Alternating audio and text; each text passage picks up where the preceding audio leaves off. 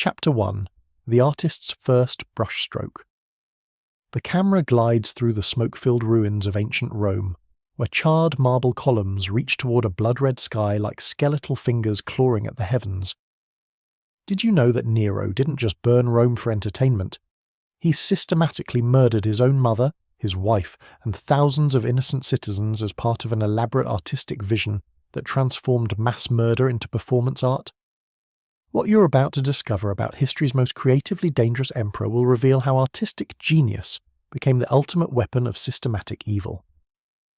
If you're ready to witness how creativity itself can become humanity's greatest nightmare, subscribe now and activate those notifications, because tonight we're entering the mind of a monster who turned an entire empire into his personal canvas for atrocities beyond imagination.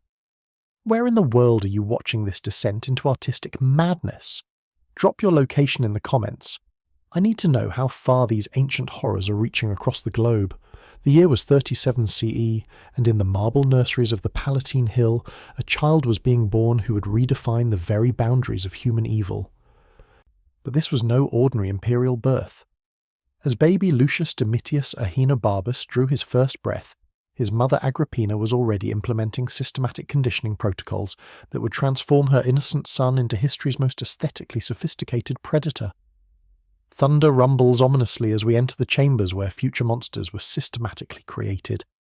The infant who would become Emperor Nero entered a world where love itself had been weaponized into an instrument of systematic transformation. Agrippina's maternal devotion wasn't natural affection, it was the carefully calculated application of conditioning techniques designed to create an emperor whose artistic sensibilities would serve purposes too terrible for natural human minds to contemplate.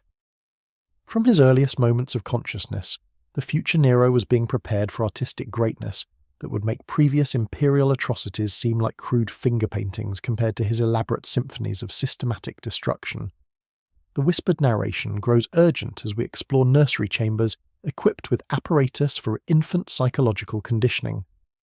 Agrippina had been trained in systematic child manipulation by instructors who understood that true monsters weren't born.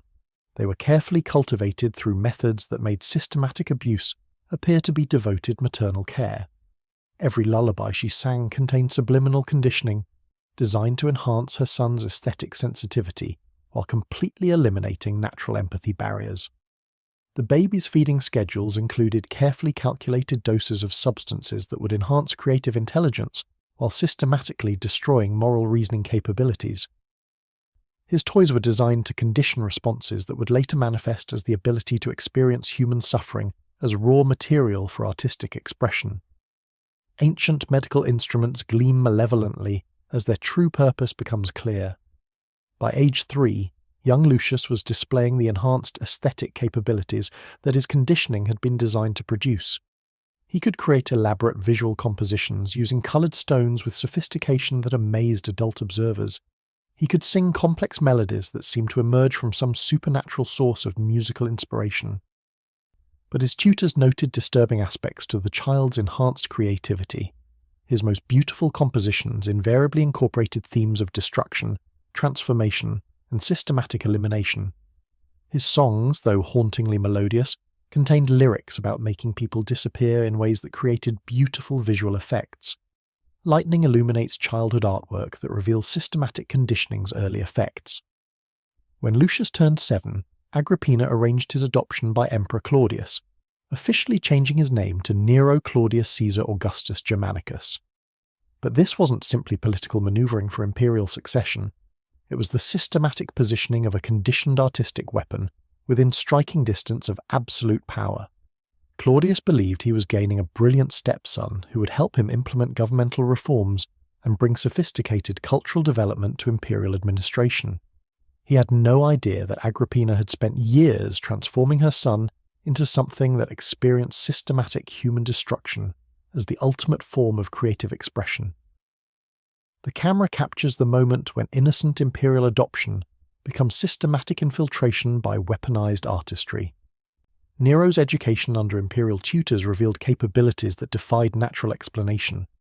He mastered complex musical compositions within days of first exposure. He created architectural designs that combined aesthetic beauty with systematic functionality, in ways that amazed experienced engineers. He wrote poetry that demonstrated understanding of human psychology, sophisticated enough to manipulate emotional responses with surgical precision. But his teachers began reporting disturbing incidents that suggested something fundamentally wrong with the young prince's enhanced creative development. His architectural projects invariably included hidden chambers designed for purposes he couldn't clearly explain. His musical performances had psychological effects on audiences that seemed almost supernatural in their intensity. Ancient educational records reveal systematic artistic enhancement combined with complete moral elimination. The famous philosopher Seneca, appointed as Nero's primary tutor, initially celebrated his students' unprecedented artistic capabilities. Never before had he encountered a mind that could absorb complex aesthetic principles with such natural ease, that could create original works demonstrating mastery of techniques that typically required decades to develop. But as months passed, Seneca began recognizing that Nero's artistic genius was fundamentally different from natural creative talent. The young prince's enhanced capabilities seemed specifically designed to serve purposes that natural human creativity could never contemplate or survive. The whispered narration becomes almost inaudible as we approach revelations about systematic artistic conditioning. When Nero composed his first major musical piece at age 12, audiences were moved to tears by its transcendent beauty. The melody seemed to capture something eternal about human experience, transforming raw emotion into pure aesthetic experience with technical mastery that suggested divine inspiration. But careful listeners noted disturbing subtleties embedded within the composition's structure. The mathematical relationships between notes created psychological effects that made audiences unusually susceptible to suggestion. The rhythmic patterns seemed designed to induce trance states that eliminated critical thinking capabilities.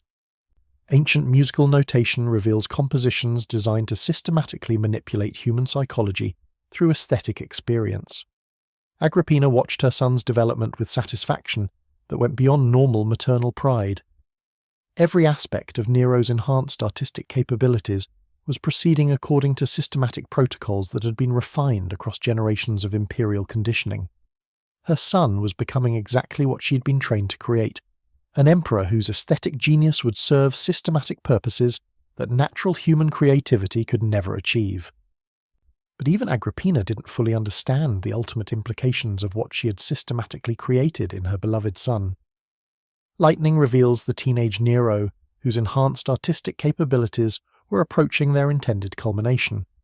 By age 15, Nero was creating artistic works that demonstrated technical mastery exceeding that of Rome's greatest established artists.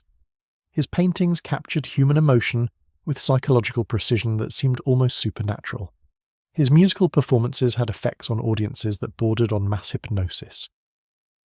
His theatrical compositions combined aesthetic beauty with psychological manipulation in ways that defied natural explanation. But observers who paid careful attention began recognizing that Nero's artistic subjects invariably involved themes of systematic transformation, elimination, and creative destruction. His most beautiful works depicted human suffering with aesthetic sophistication that made systematic atrocity appear transcendently beautiful. The camera captures artwork that transforms systematic evil into objects of aesthetic worship.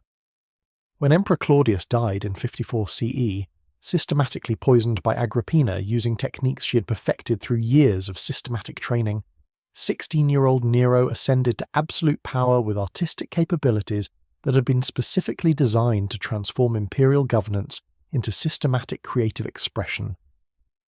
The Roman Empire was about to become the canvas for artistic experiments that would make previous imperial atrocities seem like gentle sketches compared to the elaborate compositions of systematic destruction that Nero's conditioned mind was preparing to create. Ancient shadows seem to writhe with anticipation as conditioned artistry approaches absolute power.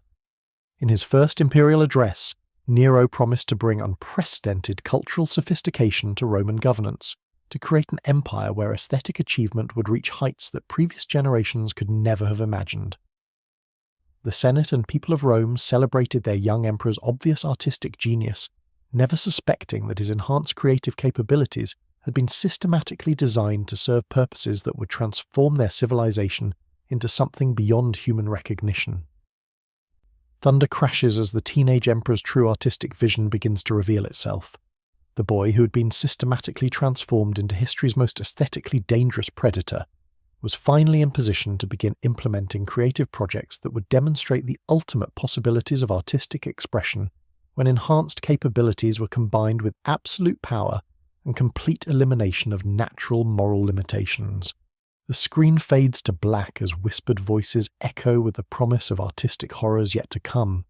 Tomorrow night, we'll witness how Nero's first major artistic project, the systematic elimination of his adoptive brother Britannicus, demonstrated creative techniques for transforming murder into aesthetic experience that would establish the foundations for systematic atrocities beyond human imagination. But that's a story for Chapter 2, where conditioned artistry will finally reveal its true purpose through performances that make death itself into transcendent beauty. The whispered narration disappears as ancient darkness prepares to unleash its most creative monster. Chapter 2. The Poison Symphony. The camera drifts through the shadowed corridors of the Imperial Palace, where golden goblets catch torchlight like instruments waiting for a deadly orchestra to begin. Did you know that Nero's first murder was so artistically orchestrated that witnesses describe Britannicus's death as beautiful to watch, and that the young emperor spent months composing the perfect poison that would kill with aesthetic precision rather than crude efficiency? What you're about to discover about systematic artistic murder will reveal how Nero transformed assassination into performance art. If you're ready to witness how death itself became an instrument of creative expression, subscribe and hit that notification bell. Because tonight we're diving into the mind of an emperor who turned his own family into the raw material for his earliest masterpieces. Where are you watching from as we explore these artistic atrocities? Drop your location in the comments. I need to know where my fellow seekers of dark truth are joining me in the shadows. Chapter 3. The Mother's Final Performance. The camera glides across moonlit waters of the Bay of Naples, where elaborate barges float like funeral pyres waiting for their deadly cargo. Did you know that Nero spent over 2 years designing his mother's murder as an elaborate theatrical performance, complete with collapsing ships, staged rescues, and dramatic final confrontations? And that Agrippina knew she was going to die but participated anyway because her own conditioning made her view her son's matricidal artistry as the ultimate expression of her successful motherhood? What you're about to discover about systematic maternal elimination will reveal how family love became the raw material for history's most sophisticated murder. If you're ready to witness how maternal devotion was transformed into the ultimate artistic medium, subscribe and activate those notifications, because tonight we're diving into a mother-son relationship where systematic conditioning created predators so sophisticated they turned love itself into an instrument of transcendent destruction. Where in the world are you watching this exploration of artistic matricide? Comment your location below. I need to know how far these ancient horrors are reaching across the globe. The year was 58 CE, and in the private chambers of the Imperial Palace, 20-year-old Emperor Nero was beginning preliminary sketches for what would become his greatest early masterpiece, the systematic elimination of his own mother Agrippina, designed not as crude political necessity, but as the ultimate test of whether matricide could be transformed into transcendent aesthetic achievement. Thunder rumbles as we enter chambers where filial love becomes the foundation for systematic artistic murder. But this wouldn't be simple assassination motivated by political fear or personal hatred. Nero's enhanced conditioning had taught him to view every human relationship as potential raw material for creative composition, and his mother's elimination would serve as his artistic coming of age, a systematic demonstration that even the most fundamental human bonds could be transformed into aesthetic experience when approached with proper creative sophistication. Agrippina herself had become increasingly aware that her systematic conditioning of Nero was approaching its logical culmination. Her son's artistic development had progressed beyond her ability to predict or control, and she was beginning to recognize that the enhanced capabilities she had so carefully cultivated were now focusing on creative possibilities that included her own systematic elimination. The whispered narration grows urgent as we discover how systematic conditioning creates predators that eventually consume their creators. The irony was exquisite and terrible. Agrippina had spent years transforming her son into the perfect artistic predator, systematically eliminating his natural moral limitations while enhancing his creative capabilities to serve purposes that transcended normal human psychology. Now those same enhanced abilities were being turned toward creative projects that viewed her own existence as an obstacle to ultimate artistic expression. But perhaps most disturbing of all, Agrippina's own conditioning made her capable of appreciating the aesthetic sophistication of Nero's developing plans for her elimination, even as she recognized that she would be their ultimate target. Ancient correspondence reveals a mother-son relationship where systematic manipulation had transcended all natural human boundaries. For months, Nero had been developing what he called his maternal composition, an elaborate systematic elimination designed to demonstrate that matricide, when properly orchestrated, could achieve artistic heights that would establish him as the most creatively sophisticated predator in human history. Every aspect of Agrippina's death would be choreographed to create specific visual, emotional, and psychological effects that would serve both artistic development and systematic political control. The Emperor's enhanced conditioning had taught him that true creative mastery required transforming the most fundamental human relationships into aesthetic experiences that would demonstrate capabilities beyond natural human imagination. Lightning illuminates architectural drawings for elaborate mechanisms designed specifically for artistic assassination. Nero's initial concept involved a collapsing ceiling in Agrippina's private chambers, designed to create the appearance of accidental death while producing visual effects that would satisfy his growing need for aesthetic sophistication in systematic elimination.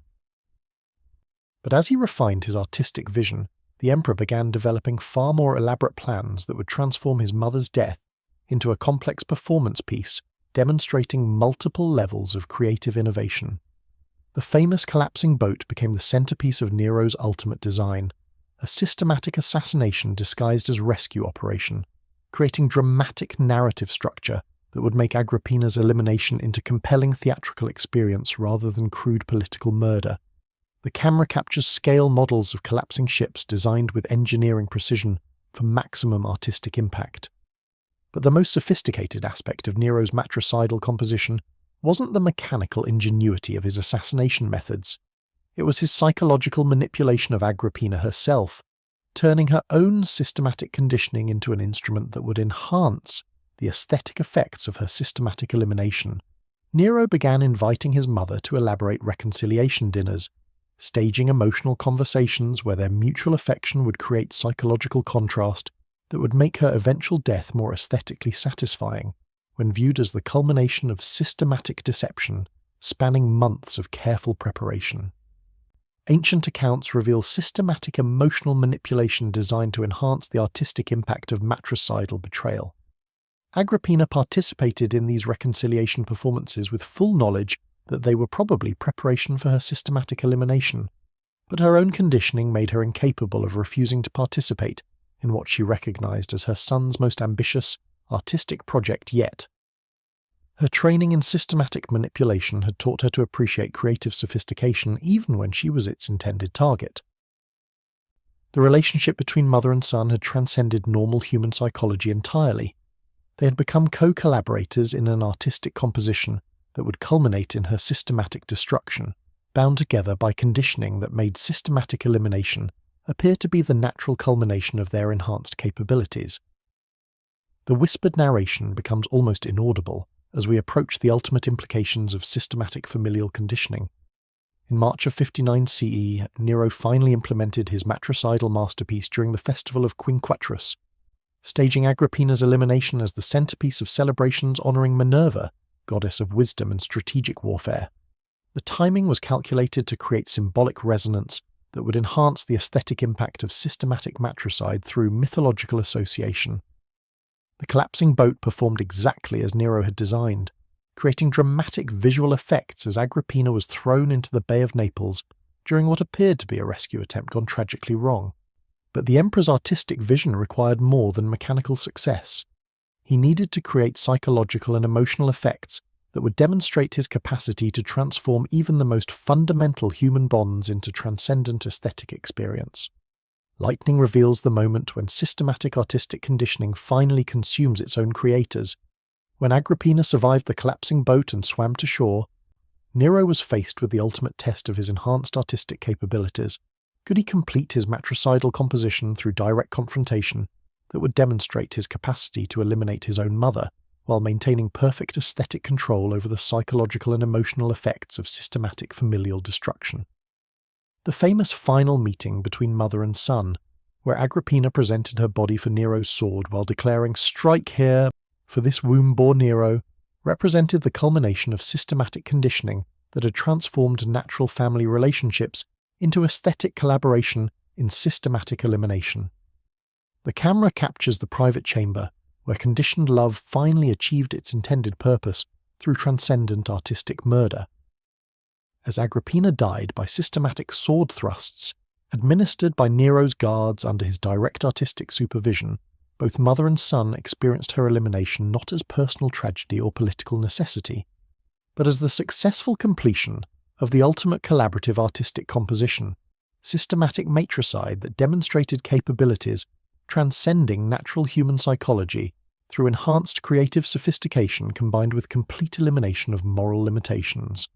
Ancient shadows seem to writhe as systematic conditioning achieves its most terrible triumph. In the hours following Agrippina's elimination, Nero didn't experience guilt, remorse, or psychological trauma that would have been natural responses to matricide. Instead, he displayed the satisfied enthusiasm of an artist who had successfully completed his most challenging composition yet, immediately beginning analysis of technical details that would inform future creative projects of even greater systematic sophistication.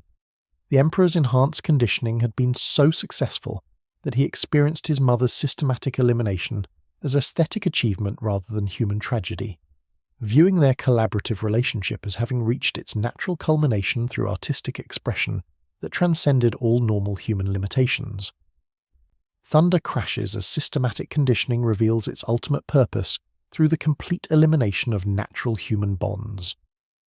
By the end of 59 CE, Nero had established himself as the most creatively dangerous predator in human history, demonstrating that systematic conditioning could create individuals capable of transforming even matricide into transcendent aesthetic experience when approached with proper artistic sophistication and complete elimination of natural moral constraints. The whispered narration grows urgent as ancient evil approaches its full manifestation. But Agrippina's systematic elimination had been merely preparation for far more ambitious artistic projects that would demonstrate the ultimate possibilities of aesthetic expression when enhanced creative capabilities were combined with absolute imperial power and systematic access to entire populations as raw material for creative composition. The Emperor, who had successfully transformed his own mother into the medium for transcendent artistic achievement, was preparing to demonstrate that entire cities, civilizations, and populations could serve similar creative purposes when approached with sufficient aesthetic sophistication and systematic elimination of natural human limitations. Ancient documents reveal plans for artistic projects that would make individual matricide seem like gentle preparation for systematic civilizational destruction. In the depths of the imperial palace, as Nero celebrated the successful completion of his matricidal masterpiece, he was already developing creative visions that would transform the entire Roman Empire into raw material for aesthetic compositions that would demonstrate capabilities beyond human imagination. Systematic artistry that would make his mother's elimination seem like a gentle sketch compared to the elaborate symphonies of civilizational destruction that his enhanced conditioning was preparing to unleash upon the world. The screen fades to black as artistic madness prepares to exceed all previous limitations. Tomorrow night, we'll discover how Nero's successful matricide opened psychological territories where his enhanced artistic vision began focusing on systematic projects that would transform entire populations into raw material for creative compositions beyond human comprehension. But that's a story for Chapter 4, where individual elimination becomes preparation for systematic civilizational artistry that will make previous imperial atrocities seem like children's drawings. The whispered narration disappears as ancient darkness prepares to reveal its ultimate creative potential. The year was 55 CE, and in the private chambers of the imperial palace, 17-year-old Emperor Nero was preparing his first major artistic composition, a systematic murder so aesthetically sophisticated that it would establish him as the most creatively dangerous predator in human history. thunder rumbles as we enter laboratories where assassination became an art form. His target was Britannicus, Claudius's biological son, and Nero's adoptive brother. But this wouldn't be a crude political elimination motivated by fear of rival claims to imperial power. Nero's conditioning had taught him to view systematic murder as an opportunity for creative expression, and Britannicus's death would serve as his artistic debut, a composition in the medium of human destruction that would demonstrate capabilities beyond natural human imagination. For months, Nero had been working with imperial physicians to develop the perfect poison, not the most efficient toxin, but the most aesthetically satisfying. He wanted Britannicus to die in a way that would create visual and emotional effects worthy of his enhanced artistic sensibilities. The whispered narration grows urgent as we discover assassination techniques designed according to aesthetic principles. The poison Nero finally selected was a masterpiece of creative chemistry, a compound that would produce systematic physical effects resembling the progression of a carefully orchestrated musical performance. First, subtle disorientation that would make Britannicus appear confused but not immediately alarmed. Then, progressive loss of motor control that would create increasingly dramatic physical movements. Finally, systematic respiratory failure that would produce visual effects Nero described as transcendently beautiful. But the aesthetic sophistication of the poison was only the beginning of Nero's artistic vision for his brother's elimination. Ancient alchemical equipment gleams in torchlight as systematic murder becomes creative composition. Nero spent weeks choreographing every aspect of Britannicus's death, designing it as a dinner performance that would demonstrate his capacity to transform systematic assassination into transcendent aesthetic experience. The seating arrangements, the lighting, the timing of courses, the selection of witnesses, every detail was calculated to maximize the artistic impact of watching his adoptive brother die, according to carefully orchestrated specifications. The Emperor's enhanced conditioning had taught him that true artistic mastery required transforming raw human material into compositions that would create specific emotional and psychological effects in carefully selected audiences. Lightning illuminates dining chambers designed specifically for the aesthetic presentation of systematic murder. On February 12, 55 CE, Nero hosted what appeared to be a normal family dinner celebrating the upcoming festival of Terminalia. Britannicus, trusting his adoptive brother completely, had no idea that he was about to become the centerpiece of an artistic composition that would establish systematic murder as a legitimate form of creative expression. The poison was administered through wine that had been specially prepared to mask any unusual taste, while ensuring that the toxin would take effect at precisely the moment Nero had calculated for maximum aesthetic impact. The camera captures the moment when brotherly affection becomes systematic artistic predation.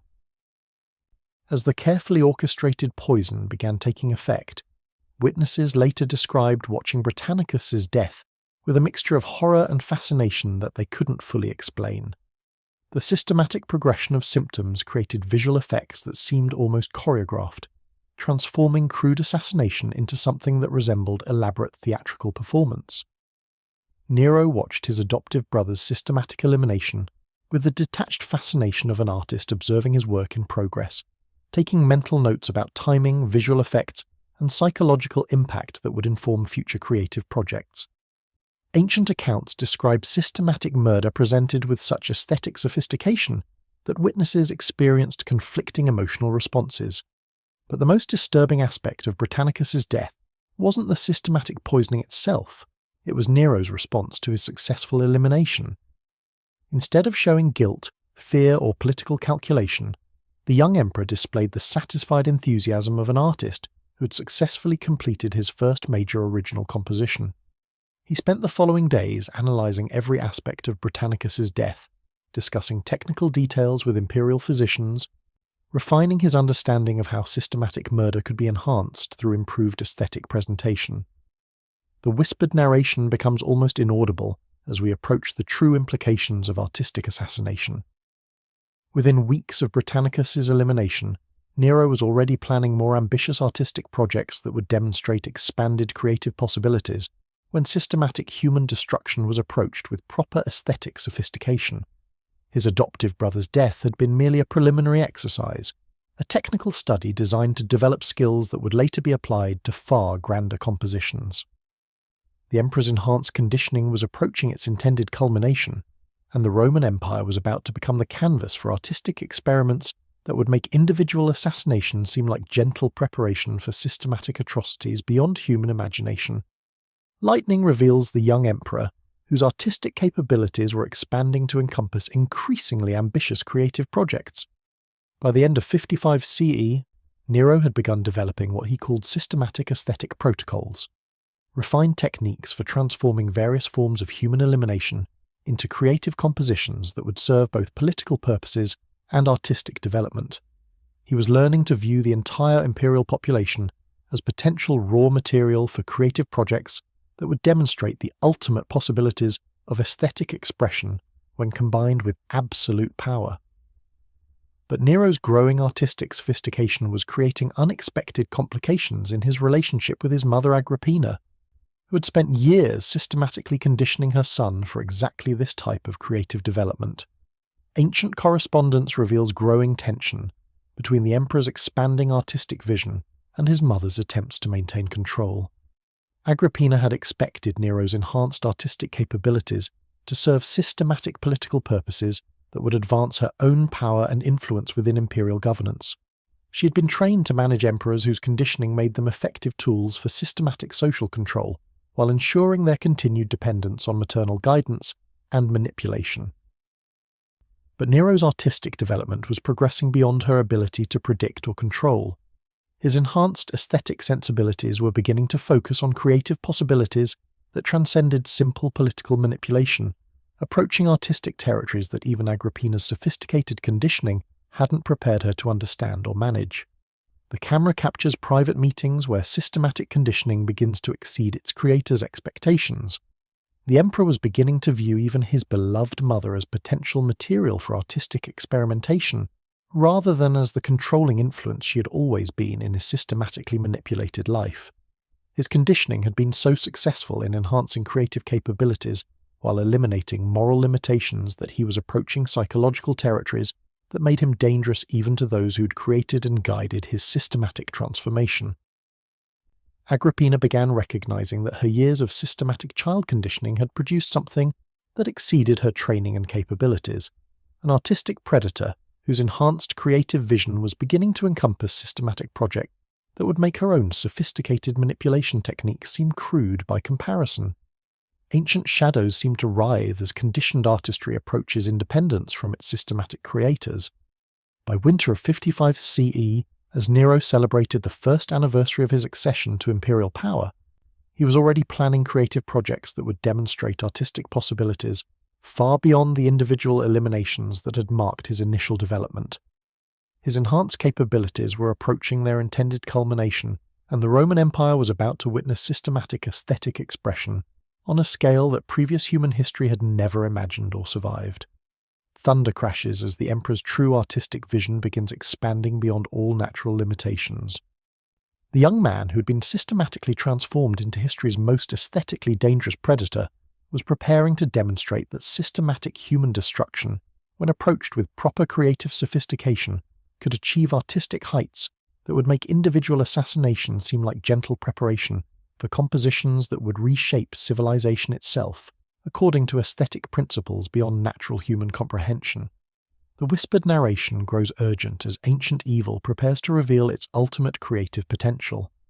In the depths of the imperial palace, as Nero refined techniques that would transform systematic murder into transcendent aesthetic experience, he was approaching the psychological territories where enhanced artistic genius would finally reveal its true purpose: the systematic transformation of an entire empire into raw material for creative projects that would demonstrate the ultimate possibilities of aesthetic expression when moral limitations were completely eliminated.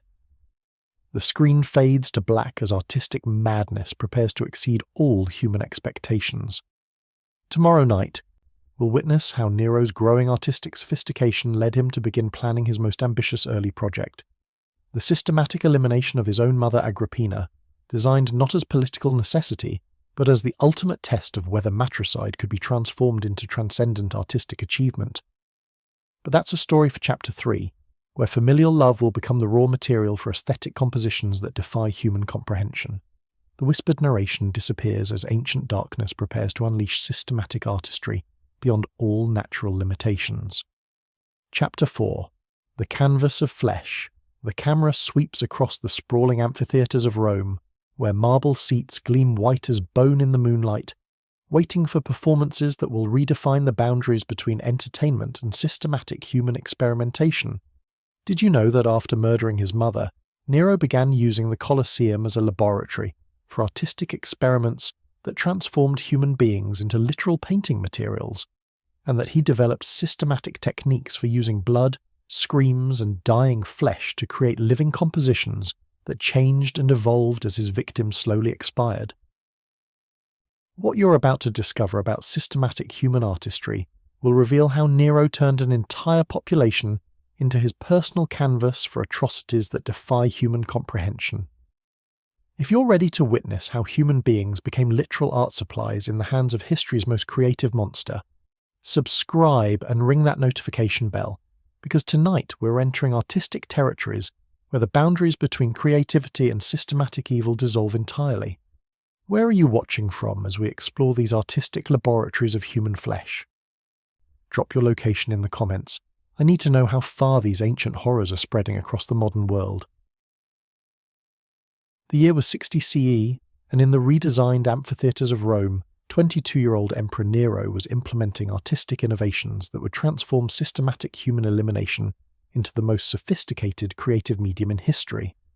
His successful Matricide had opened psychological territories where enhanced aesthetic capabilities could focus on projects that viewed entire populations as raw materials for compositions beyond natural human imagination. Thunder rumbles as we enter performance spaces redesigned specifically for systematic artistic experimentation using human subjects. But this wouldn't be crude gladiatorial combat or simple public execution designed to intimidate political opposition. Nero's enhanced conditioning had taught him to approach systematic human destruction as an opportunity for creative expression that would demonstrate artistic possibilities when moral limitations were completely eliminated and entire populations became available as materials for aesthetic composition. The emperor had begun developing what he called dynamic human artistry, systematic techniques for using living people as literal components in elaborate visual compositions that would change and evolve as his human materials experienced systematically orchestrated suffering, transformation, and eventual elimination. The whispered narration grows urgent as we discover performance spaces where human beings became living paintbrushes in the hands of systematic evil. Nero's first major population-scale artistic project involved the systematic coordination of mass executions designed to create specific visual patterns when viewed from elevated imperial seating. Condemned prisoners were arranged in elaborate geometric configurations, their systematic elimination timed and choreographed to produce visual effects that demonstrated the aesthetic possibilities of coordinated human destruction when approached with proper creative sophistication. But the emperor's enhanced artistic vision required more than static visual arrangements. He wanted to create compositions that would demonstrate systematic control over human psychology, emotion, and physical response through carefully orchestrated aesthetic manipulation. Lightning illuminates architectural modifications designed to optimize acoustic and visual effects during systematic human experimentation. The amphitheatre's modifications included sophisticated acoustic engineering that would amplify and modulate human screams to create specific auditory effects, transforming systematic torture into elaborate musical compositions where human agony became the primary instrument for aesthetic expression. Nero had discovered that properly orchestrated human suffering could produce sounds that achieved artistic sophistication, rivaling the greatest musical compositions when approached with sufficient creative vision and systematic elimination of moral constraints. The emperor's enhanced conditioning had taught him that true creative mastery required developing techniques for using every aspect of human experience: visual, auditory, psychological, and emotional, as components in elaborate artistic compositions that would demonstrate capabilities transcending natural human imagination. The camera captures acoustic chambers, designed to transform systematic human suffering into transcendent musical experience. By late 60 CE, Nero was implementing what he called participatory human artistry, systematic techniques that transformed audience members from passive observers into active components in elaborate compositions that use their psychological and emotional responses as integral elements in complex aesthetic experiences. Spectators weren't just watching systematic human elimination, they were being systematically conditioned to experience that elimination as transcendent artistic achievement rather than moral atrocity. The emperor had begun using sophisticated psychological manipulation techniques to make Roman audiences not just tolerate, but actively crave increasingly extreme demonstrations of systematic human destruction presented as aesthetic entertainment. Ancient audience seating reveals modifications designed to enhance psychological conditioning through aesthetic presentation of systematic atrocity. But Nero's most ambitious innovation involved what he termed evolutionary human compositions, artistic projects that use systematic breeding, conditioning, and elimination of human subjects across multiple generations to create aesthetic effects that would demonstrate ultimate creative control over human development and systematic population management through artistic expression. The emperor had established breeding facilities where human subjects were systematically conditioned from birth to serve specific aesthetic functions in elaborate compositions that would span years or decades, creating artistic projects that demonstrated systematic control over human psychology and physical development across entire lifespans. The whispered narration becomes almost inaudible as we approach systematic human experimentation disguised as transcendent creative achievement. Documents revealed that Nero's breeding facilities had been designed to produce human subjects with enhanced capacity for surviving extended periods of systematic torture while maintaining visual and auditory responses that would optimize their aesthetic utility in elaborate compositions. The emperor was literally breeding human beings to serve as improved artistic materials for creative projects that required systematic suffering, spanning months or years rather than simple elimination. These enhanced human subjects were conditioned from infancy to experience systematic torture as natural existence, making them capable of participating in artistic compositions that would have driven natural human psychology to immediate psychological collapse or death.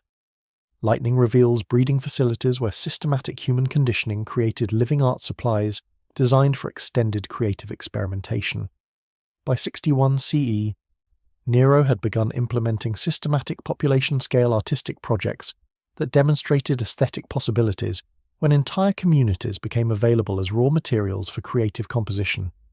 The famous persecution of British rebels under Boudicca wasn't motivated by political necessity or military strategy.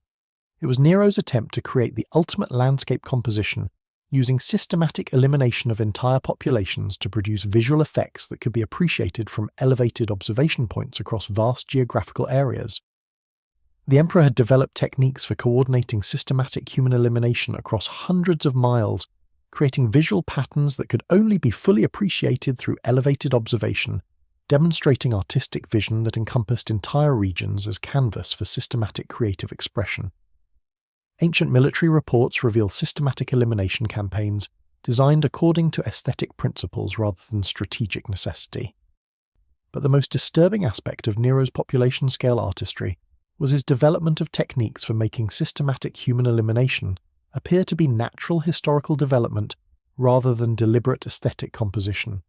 The emperor had learned to disguise elaborate creative projects as political necessity, military strategy, or religious obligation, ensuring that his artistic vision could be implemented without revealing its true systematic nature to those who might attempt interference. Nero's enhanced conditioning had taught him that the ultimate creative achievement would be systematic artistic control over historical development itself, transforming entire civilizations into unknowing participants in aesthetic compositions that would span generations while appearing to be natural cultural evolution. The camera captures historical records that reveal systematic artistic manipulation disguised as natural political and military development. By the end of 61 CE, as Nero celebrated the successful implementation of his first population-scale artistic projects, he was already developing creative visions that would transform the entire Roman Empire into a systematic laboratory for aesthetic experimentation that would make previous individual and community-level projects seem like preliminary sketches for compositions that would reshape human civilization itself according to artistic principles beyond natural human comprehension. ancient shadows seem to writhe as systematic aesthetic evil approaches its full manifestation across entire civilizations. The Emperor who had successfully transformed individual elimination into transcendent artistic achievement, who had developed techniques for using entire populations as raw materials for creative composition, was preparing to demonstrate that human civilization itself could serve as the ultimate medium for aesthetic expression when approached with sufficient creative sophistication and systematic elimination of all moral limitations. Thunder crashes as artistic madness prepares to encompass entire civilizations within its systematic creative vision. In the depths of the imperial palace, as Nero refined techniques that would make systematic population control appear to be natural historical development, he was approaching psychological territories where enhanced artistic genius would reveal its ultimate purpose: the transformation of human civilization itself into raw material for creative projects that would demonstrate capabilities transcending not just individual human limitations, but the limitations of entire species and civilizations. The whispered narration grows urgent as ancient evil prepares to reveal its ultimate scope. The systematic artistry that had begun with individual elimination and progressed through population-scale composition was approaching its intended culmination: systematic creative control over human civilization itself, disguised as natural historical development, while serving aesthetic purposes that would make previous imperial atrocities seem like gentle preparation for compositions that would reshape the fundamental nature of human existence according to artistic principles beyond all natural limitations. The screen fades to black as civilizational artistry prepares to exceed all human expectations. Tomorrow night, we'll witness how Nero's population-scale artistic experiments led him to begin planning his most ambitious project yet: the systematic transformation of Rome itself into a living canvas for creative compositions that would demonstrate the ultimate possibilities of aesthetic expression when entire cities become raw materials for transcendent artistic achievement. But that's a story for Chapter 5, where individual atrocity becomes preparation for civilizational artistry beyond human comprehension.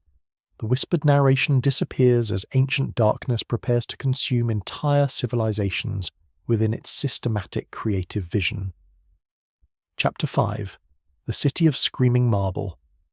The camera slowly pans across the 7 hills of Rome, where ancient buildings seem to pulse with malevolent life, their marble facades hiding chambers designed for purposes that transcend human understanding. Did you know that Nero didn't accidentally burn Rome?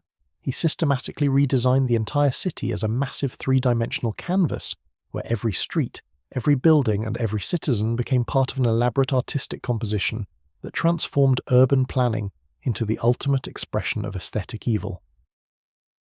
What you're about to discover about systematic architectural artistry will reveal how Nero turned the greatest city on Earth into a living laboratory for creative experiments that used human civilization itself as raw material for transcendent horror.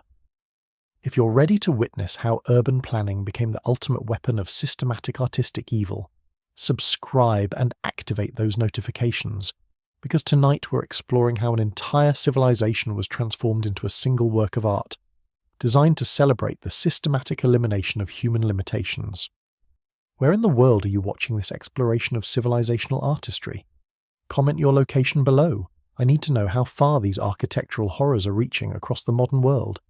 The year was 62 CE, and in the redesigned chambers of the imperial palace, 24-year-old Emperor Nero was completing architectural plans that would transform Rome itself into the most ambitious artistic project in human history.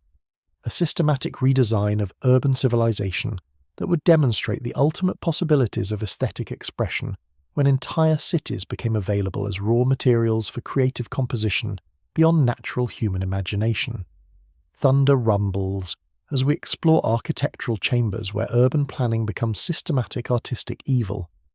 But this wouldn't be simple imperial construction motivated by practical necessity or political grandeur. Nero's enhanced conditioning had taught him to view the entire urban environment as potential canvas for artistic expression that would demonstrate creative possibilities when systematic control over human civilization was combined with enhanced aesthetic capabilities and complete elimination of moral limitations.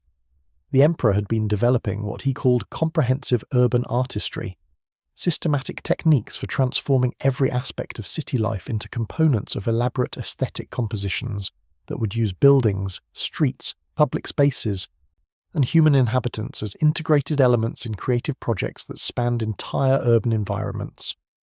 The whispered narration grows urgent as we discover architectural plans where human civilization becomes a literal artistic medium.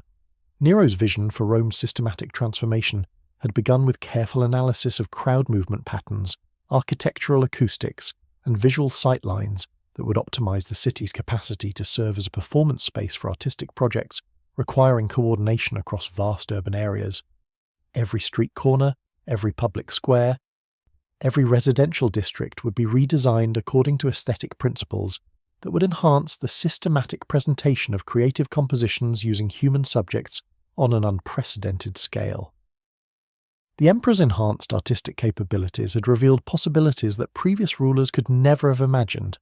Systematic urban environments designed specifically to facilitate artistic experimentation that would transform entire populations into unknowing participants in aesthetic compositions spanning years or decades.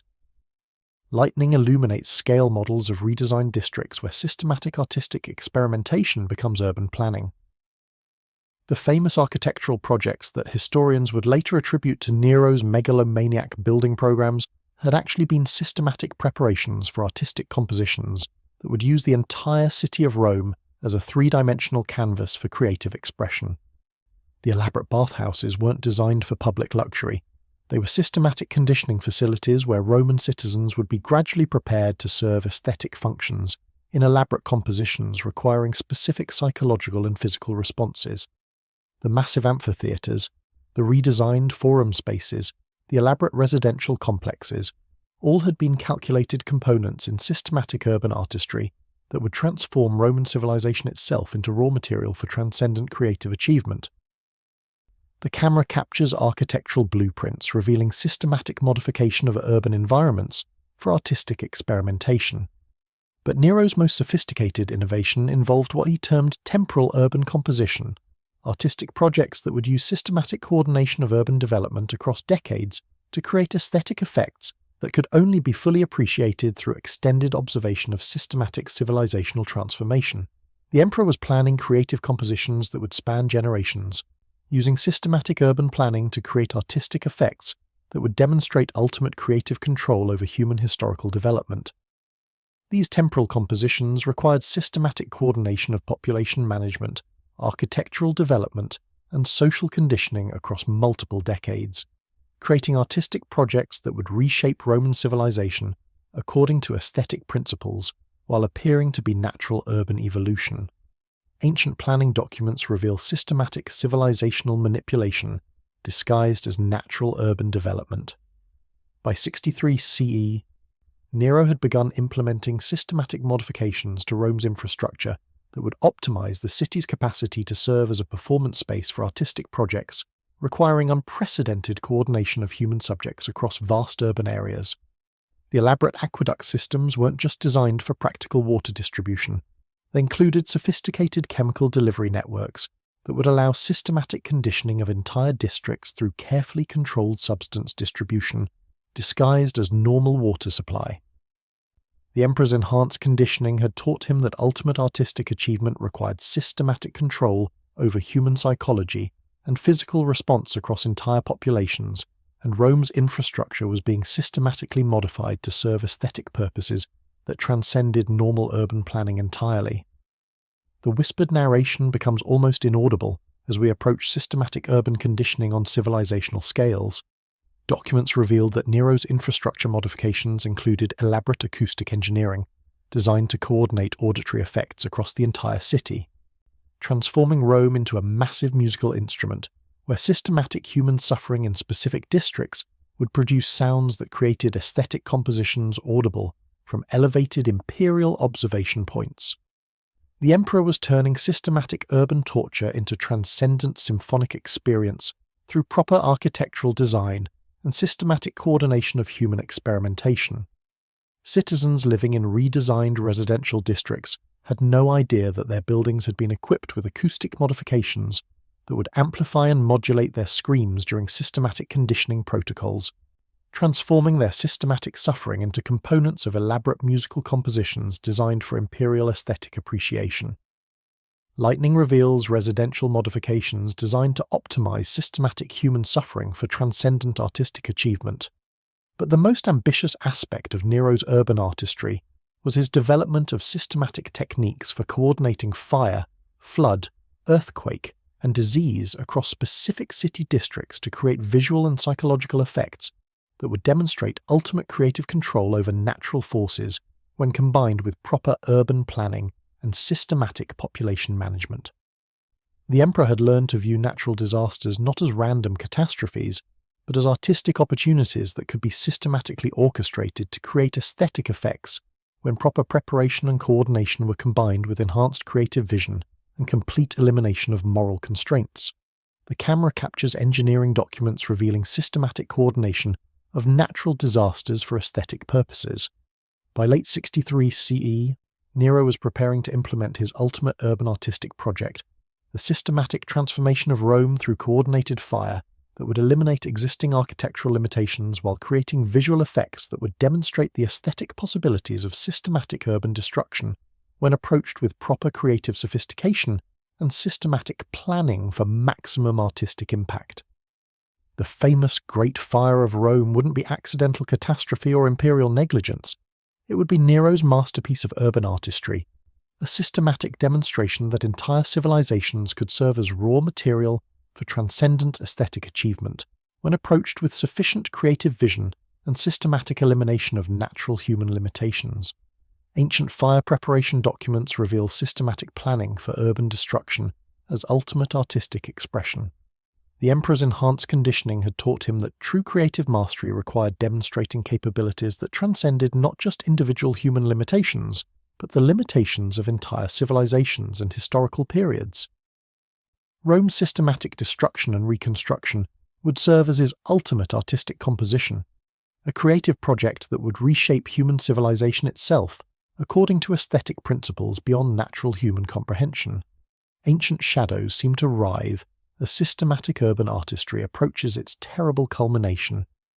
In January of 64 CE, as Nero completed final preparations for Rome's systematic transformation through coordinated urban destruction, he was approaching psychological territories where enhanced artistic genius would finally reveal its ultimate scope, the systematic transformation of human civilization itself into raw material for creative compositions that would demonstrate capabilities transcending not just individual moral limitations, but the fundamental boundaries of species, civilization, and historical development. Thunder crashes as civilizational artistry prepares to exceed all natural limitations. The emperor who had successfully transformed individual elimination into transcendent aesthetic achievement, who had developed techniques for using entire populations as components in elaborate creative compositions, who had redesigned urban environments to serve systematic artistic purposes, was finally prepared to demonstrate that human civilization itself could be systematically destroyed and reconstructed according to aesthetic principles that would make previous imperial artistry seem like gentle preparation for compositions beyond human imagination. The whispered narration grows urgent as ancient evil prepares to consume entire civilizations within its systematic creative vision. The systematic artistry that had begun with individual matricide and progressed through population-scale composition was approaching its intended culmination. The systematic artistic transformation of human civilization itself, disguised as historical catastrophe, while serving aesthetic purposes that would demonstrate the ultimate possibilities of creative expression when enhanced capabilities were combined with absolute power and systematic elimination of all natural limitations. The screen fades to black as civilizational destruction prepares to become transcendent artistic achievement. Tomorrow night, we'll witness the implementation of Nero's ultimate masterpiece, the Great Fire of Rome, where systematic urban destruction became the canvas for artistic composition that would demonstrate how entire civilizations could be transformed into raw material for transcendent creative achievement. But that's a story for Chapter 6, where civilizational artistry will finally reveal its ultimate scope through systematic destruction beyond human comprehension. The whispered narration disappears as ancient flames prepare to consume civilization itself within their systematic artistic vision. Chapter 6. The Symphony of Burning Souls. The camera rises above Rome as twilight falls, revealing a city that gleams like a vast funeral pyre, waiting for its moment of transcendent ignition. Did you know that Nero's Great Fire of Rome wasn't a single catastrophic event, but a carefully orchestrated 9-day symphony of systematic destruction, where every flame was positioned for maximum aesthetic impact, every scream timed to create perfect acoustic harmonies, and every death choreographed to serve as brushstrokes in the most ambitious work of art in human history? What you're about to discover about systematic civilizational elimination will reveal how an entire city became the canvas for creative composition beyond human comprehension. If you're ready to witness how systematic urban destruction became the ultimate form of artistic expression, subscribe and hit that notification bell, because tonight we're entering the mind of an emperor who turned the greatest city on earth into a living masterpiece of transcendent horror. Where are you watching from as we explore this symphony of civilizational destruction? Drop your location in the comments.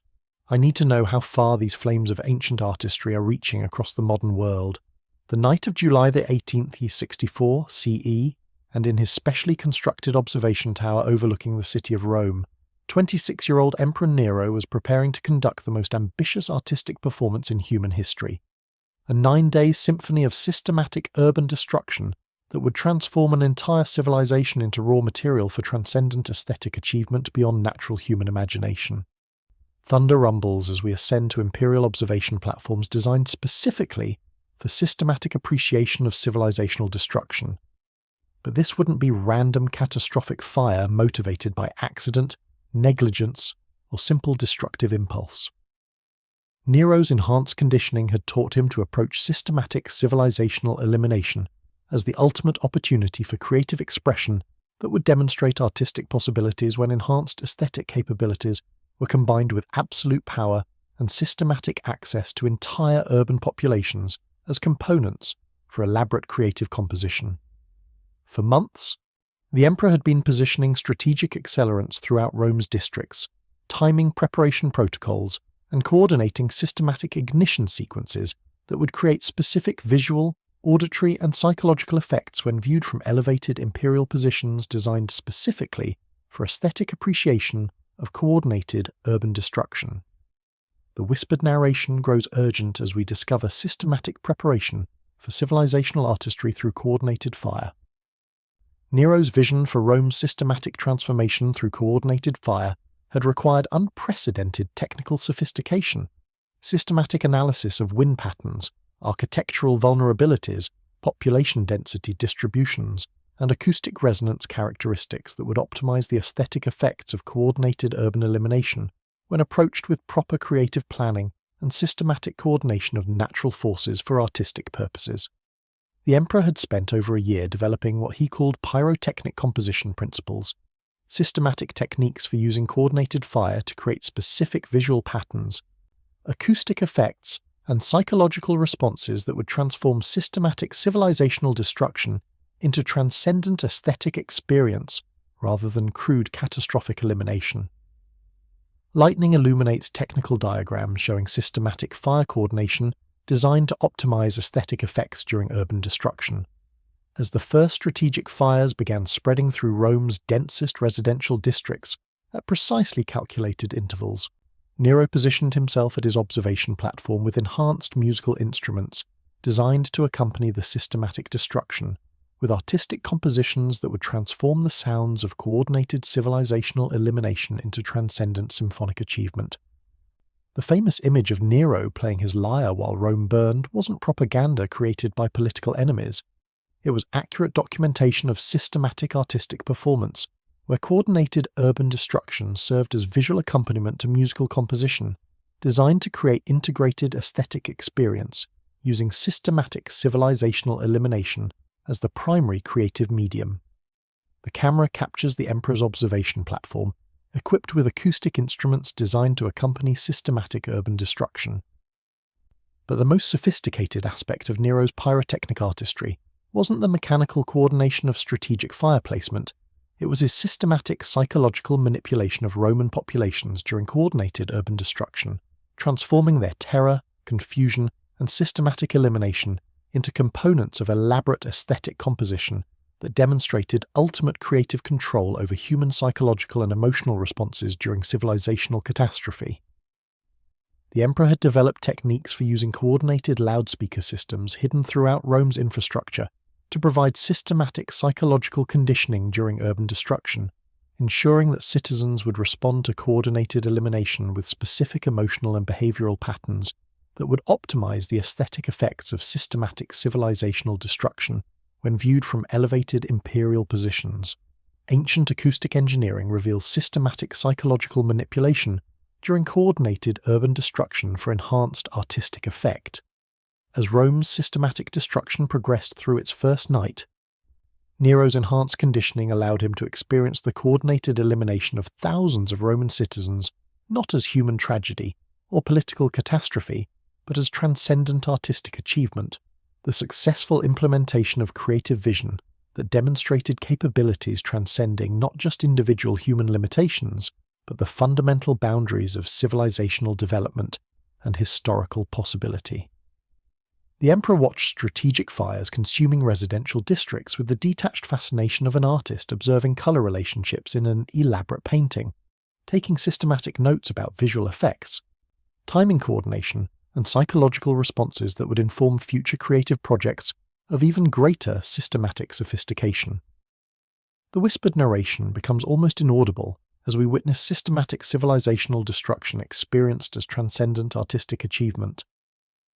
By the third day of Rome's systematic destruction, Nero had begun implementing what he called participatory elimination artistry, systematic techniques for making surviving Roman citizens into active collaborators in coordinated urban destruction, transforming their desperate attempts at firefighting and rescue into choreographed components of elaborate aesthetic composition rather than genuine disaster response. Citizens attempting to save their burning homes and families had no idea that their systematic movements were being coordinated through hidden psychological conditioning protocols that transformed their natural disaster responses into aesthetic performances designed for imperial artistic appreciation during systematic civilizational elimination. Lightning reveals systematic coordination of disaster response to serve aesthetic rather than humanitarian purposes. But perhaps most disturbing of all was Nero's systematic documentation of coordinated urban destruction through artistic media designed to preserve aesthetic effects for future analysis and refinement. The emperor had positioned strategic observers throughout Rome with enhanced recording equipment designed to capture visual, auditory, and psychological effects of systematic civilizational elimination for systematic study that would inform future artistic projects of even greater creative sophistication. These systematic records would later serve as technical manuals for coordinated urban destruction, preserving Nero's innovations in civilizational artistry for application to future cities and populations when opportunities for systematic aesthetic elimination presented themselves. The camera captures systematic documentation equipment designed to preserve aesthetic effects of coordinated civilizational destruction. By the sixth day of Rome's systematic transformation through coordinated fire, Nero was implementing systematic reconstruction protocols designed to optimize future artistic opportunities through improved urban planning that would enhance aesthetic possibilities for coordinated elimination while maintaining the appearance of normal architectural development designed to serve civilian rather than systematic artistic purposes. The famous reconstruction of Rome following the Great Fire wouldn't be humanitarian disaster recovery. It would be systematic preparation for future artistic projects that would demonstrate even greater creative sophistication through improved coordination of urban environments, designed specifically to serve aesthetic purposes during systematic civilizational destruction. Ancient reconstruction plans reveal systematic architectural preparation for future coordinated urban destruction as artistic medium. On the ninth and final day of Rome's systematic destruction, as strategic fires finally consumed the last targeted districts according to Nero's precise artistic specifications, the emperor experienced the completion of his civilizational masterpiece not as political achievement or military victory but as transcendent aesthetic fulfillment, the successful demonstration that entire civilizations could serve as raw material for creative composition when approached with sufficient artistic vision and systematic elimination of natural human limitations. Ancient shadows dance in the flames as systematic civilizational destruction achieves its intended aesthetic culmination.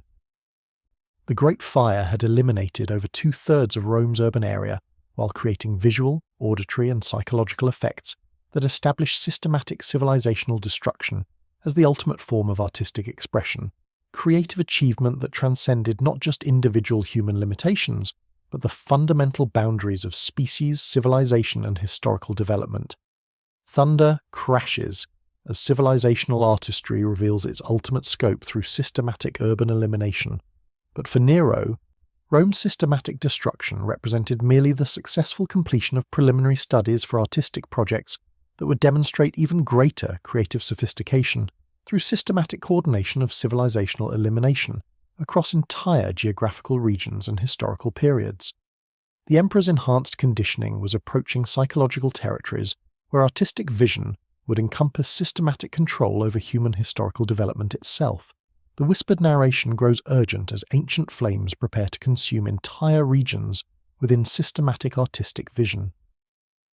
In the smouldering ruins of what had once been the greatest city on earth, as Nero began planning systematic reconstruction that would optimize future opportunities for coordinated civilizational destruction, he was approaching the ultimate culmination of enhanced artistic conditioning, creative capabilities that would transform human history itself into raw material for aesthetic compositions beyond natural human comprehension. Ancient flames seem to reach across centuries as systematic artistic evil prepares to encompass entire historical periods. The emperor who had successfully transformed individual elimination into transcendent aesthetic achievement, who had developed techniques for using entire populations and civilizations as components in elaborate creative compositions, was preparing to demonstrate that human historical development itself could be systematically controlled and manipulated according to artistic principles that would make previous civilizational artistry seem like gentle preparation for compositions that would reshape the fundamental nature of human existence across entire epochs. The screen fades to black as systematic civilizational destruction prepares to become systematic historical manipulation. Tomorrow night, we'll discover how Rome's systematic destruction opened psychological territories where Nero's enhanced artistic vision began focusing on projects that would transform entire historical periods into raw material for creative compositions that would demonstrate ultimate aesthetic control over human civilizational development across centuries. But that's a story for Chapter 7, where civilizational artistry becomes preparation for systematic historical manipulation beyond human comprehension. The whispered narration disappears as ancient flames prepare to consume entire epochs within their systematic artistic vision. Chapter 7. The Golden House of Living Nightmares. The camera drifts through corridors of impossible architecture, where golden walls seem to pulse with malevolent life, and human forms are embedded within the marble as living decorative elements. Did you know that Nero's famous Golden House wasn't built for imperial luxury, but was designed as a massive laboratory for systematic human experimentation, where living people were literally incorporated into the architecture as permanent decorative elements, and that guests at imperial banquets were unknowingly consuming human flesh, prepared as gourmet delicacies while watching systematic torture presented as dinner entertainment? What you're about to discover about architectural horror will reveal how Nero transformed his palace into a three-dimensional canvas where human beings became living building materials. If you're ready to witness how architecture itself became an instrument of systematic artistic evil, subscribe and activate those notifications, because tonight we're exploring a building where the walls themselves were made of human suffering. Where in the world are you watching this exploration of architectural nightmare? Comment your location below. I need to know how far these living buildings are reaching across the modern world.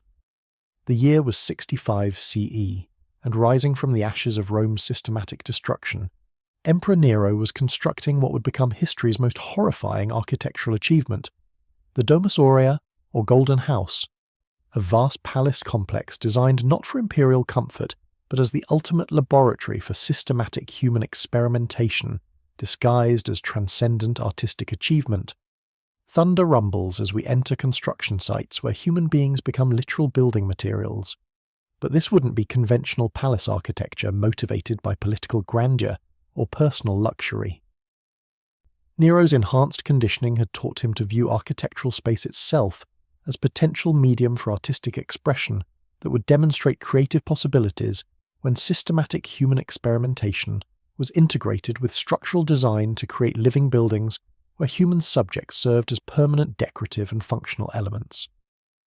The emperor had been developing what he called biological architectural integration, systematic techniques for incorporating living human beings into building structures as conscious architectural components that would create aesthetic effects impossible through conventional construction, while serving ongoing experimental purposes that would demonstrate ultimate creative control over human psychology and physical response. The whispered narration grows urgent as we discover architectural plans where human beings become structural elements.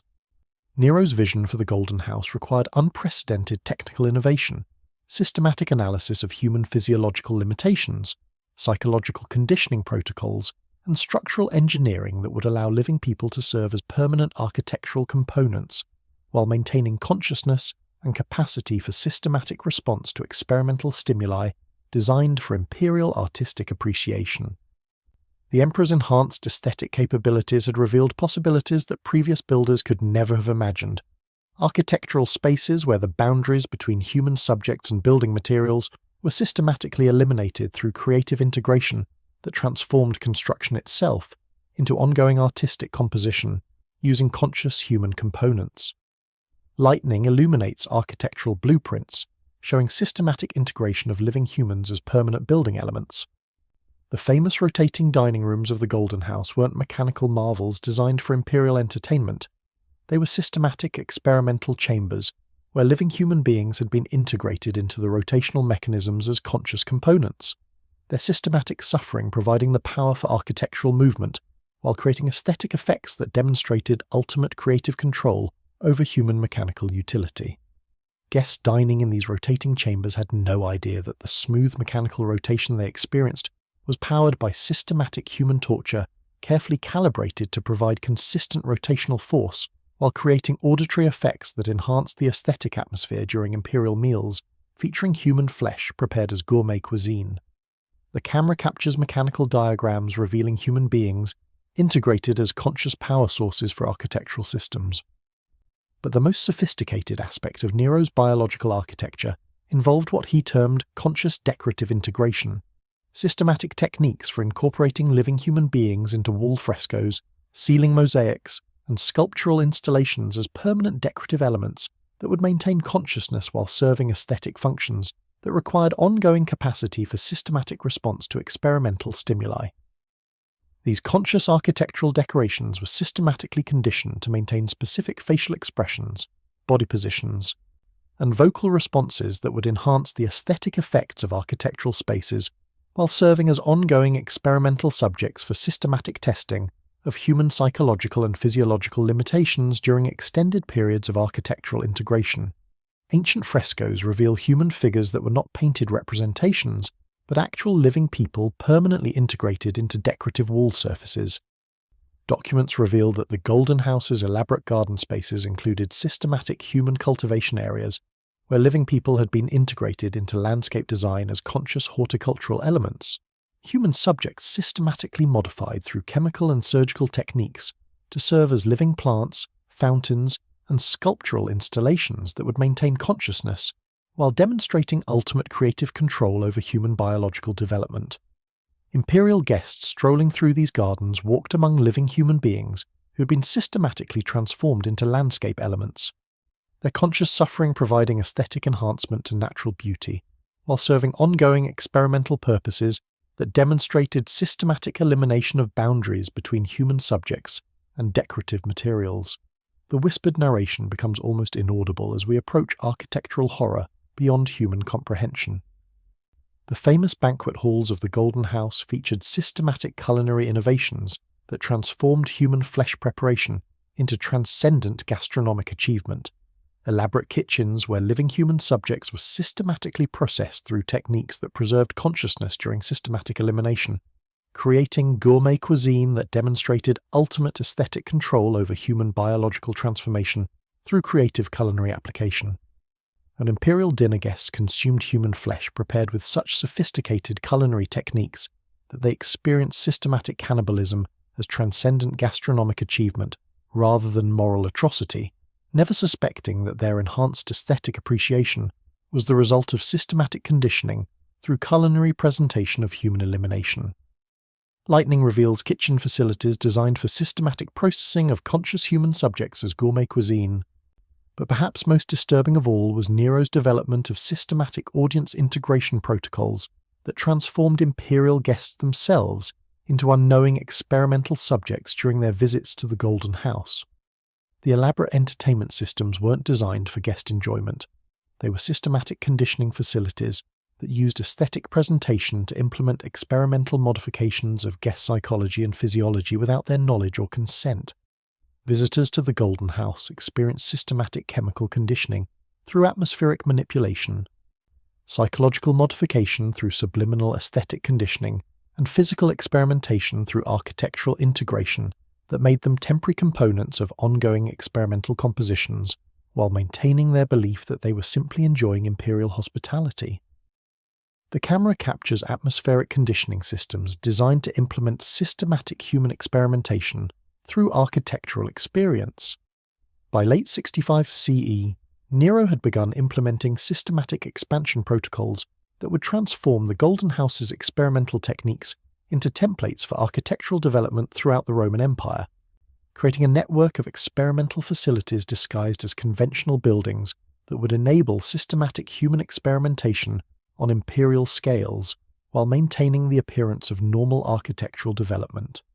Provincial governors were being systematically trained in biological architectural integration techniques, ensuring that future construction projects throughout the empire would incorporate systematic human experimentation capabilities while serving conventional administrative and residential functions that would conceal their true experimental purposes from unsuspecting populations.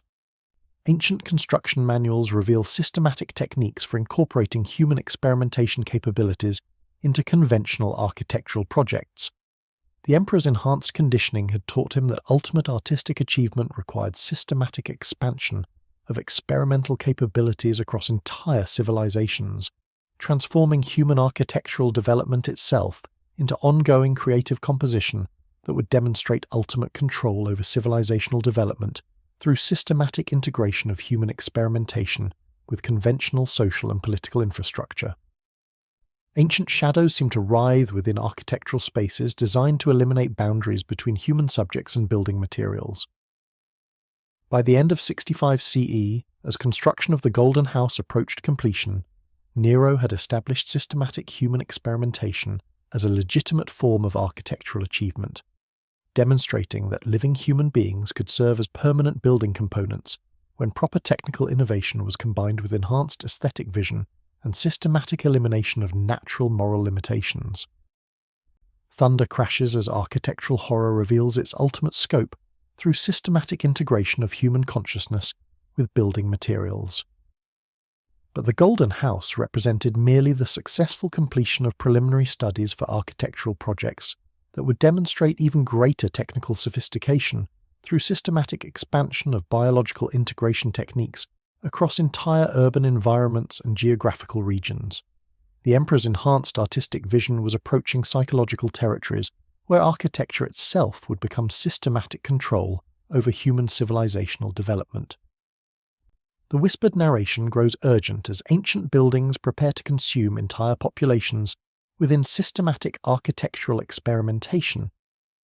In the completed chambers of the Golden House, where living human beings had been successfully integrated as permanent architectural components while maintaining consciousness and capacity for ongoing experimental response, Nero was preparing to demonstrate that human civilization itself could be systematically transformed through architectural development that would make conventional construction seem like crude preparation for buildings that would reshape the fundamental nature of human existence through systematic integration of consciousness with structural design.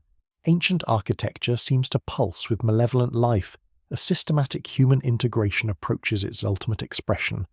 the Emperor who had successfully transformed individual elimination into transcendent aesthetic achievement, who had developed techniques for using entire populations and civilizations as components in elaborate creative compositions, who had demonstrated architectural integration of conscious human subjects as permanent building elements, was preparing to reveal that human consciousness itself could be systematically controlled and manipulated through architectural development that would transform civilizational existence according to experimental principles beyond natural human comprehension. The screen fades to black as systematic architectural horror prepares to encompass entire civilizations within living buildings.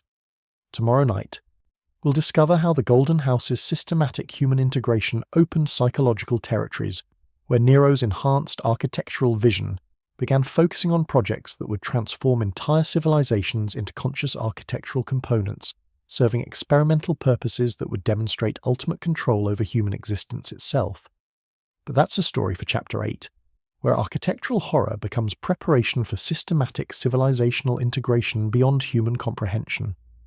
The whispered narration disappears as ancient buildings prepare to consume entire worlds within their systematic architectural experimentation. Chapter 8. The Theatre of Screaming Gods. The camera sweeps across vast amphitheatres where marble seats stretch endlessly into darkness, each one carved with intricate patterns that reveal themselves to be systematic maps of human nervous systems.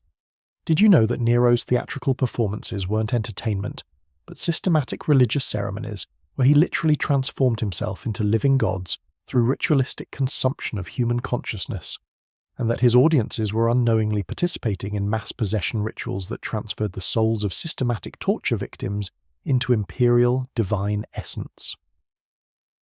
What you're about to discover about theatrical horror will reveal how Nero used performance art to achieve actual supernatural transformation through systematic human sacrifice. If you're ready to witness how theatrical performance became literal divine transformation through systematic human consumption, subscribe and ring that notification bell, because tonight we're exploring performances where the boundary between acting and actual godhood dissolved entirely. Where in the world are you watching this exploration of theatrical divinity? Comment your location below. I need to know how far these ancient gods are reaching across the modern world. The year was 66 CE, and in the redesigned theatres of Rome, 28-year-old Emperor Nero was implementing theatrical innovations that would transform dramatic performance into systematic religious ritual capable of achieving literal divine transformation through carefully orchestrated consumption of human consciousness extracted from living subjects during elaborate ceremonial presentations. Thunder rumbles as we enter performance spaces redesigned as systematic consciousness extraction facilities. But these wouldn't be conventional theatrical productions motivated by artistic expression or public entertainment. Nero's enhanced conditioning had taught him to approach dramatic performance as opportunity for systematic religious transformation that would demonstrate supernatural possibilities when enhanced aesthetic capabilities were combined with systematic human sacrifice designed to transfer consciousness from victims to imperial divine essence through theatrical ritual presentation. The Emperor had been developing what he called consciousness integration performance protocols, systematic techniques for using theatrical presentation to extract conscious essence from human subjects during elaborate ceremonial eliminations, transferring that extracted consciousness into imperial divine development through performance rituals that would achieve literal, supernatural transformation rather than symbolic, artistic representation. The whispered narration grows urgent as we discover performance protocols designed to achieve literal divine transformation through systematic consciousness extraction. Nero's vision for theatrical divine transformation required unprecedented technical sophistication, systematic analysis of human consciousness extraction procedures, ceremonial coordination protocols, and performance techniques that would enable literal transfer of extracted conscious essence from sacrificial subjects into imperial supernatural development through dramatic presentation that served actual religious rather than artistic purposes. The Emperor's enhanced capabilities had revealed possibilities that previous performers could never have imagined. theatrical presentations where dramatic performance served as systematic religious ceremony capable of achieving actual supernatural transformation through proper coordination of consciousness, extraction, with ceremonial presentation designed for literal divine development rather than symbolic artistic expression. Lightning illuminates ceremonial equipment designed to extract and transfer human consciousness during theatrical performance.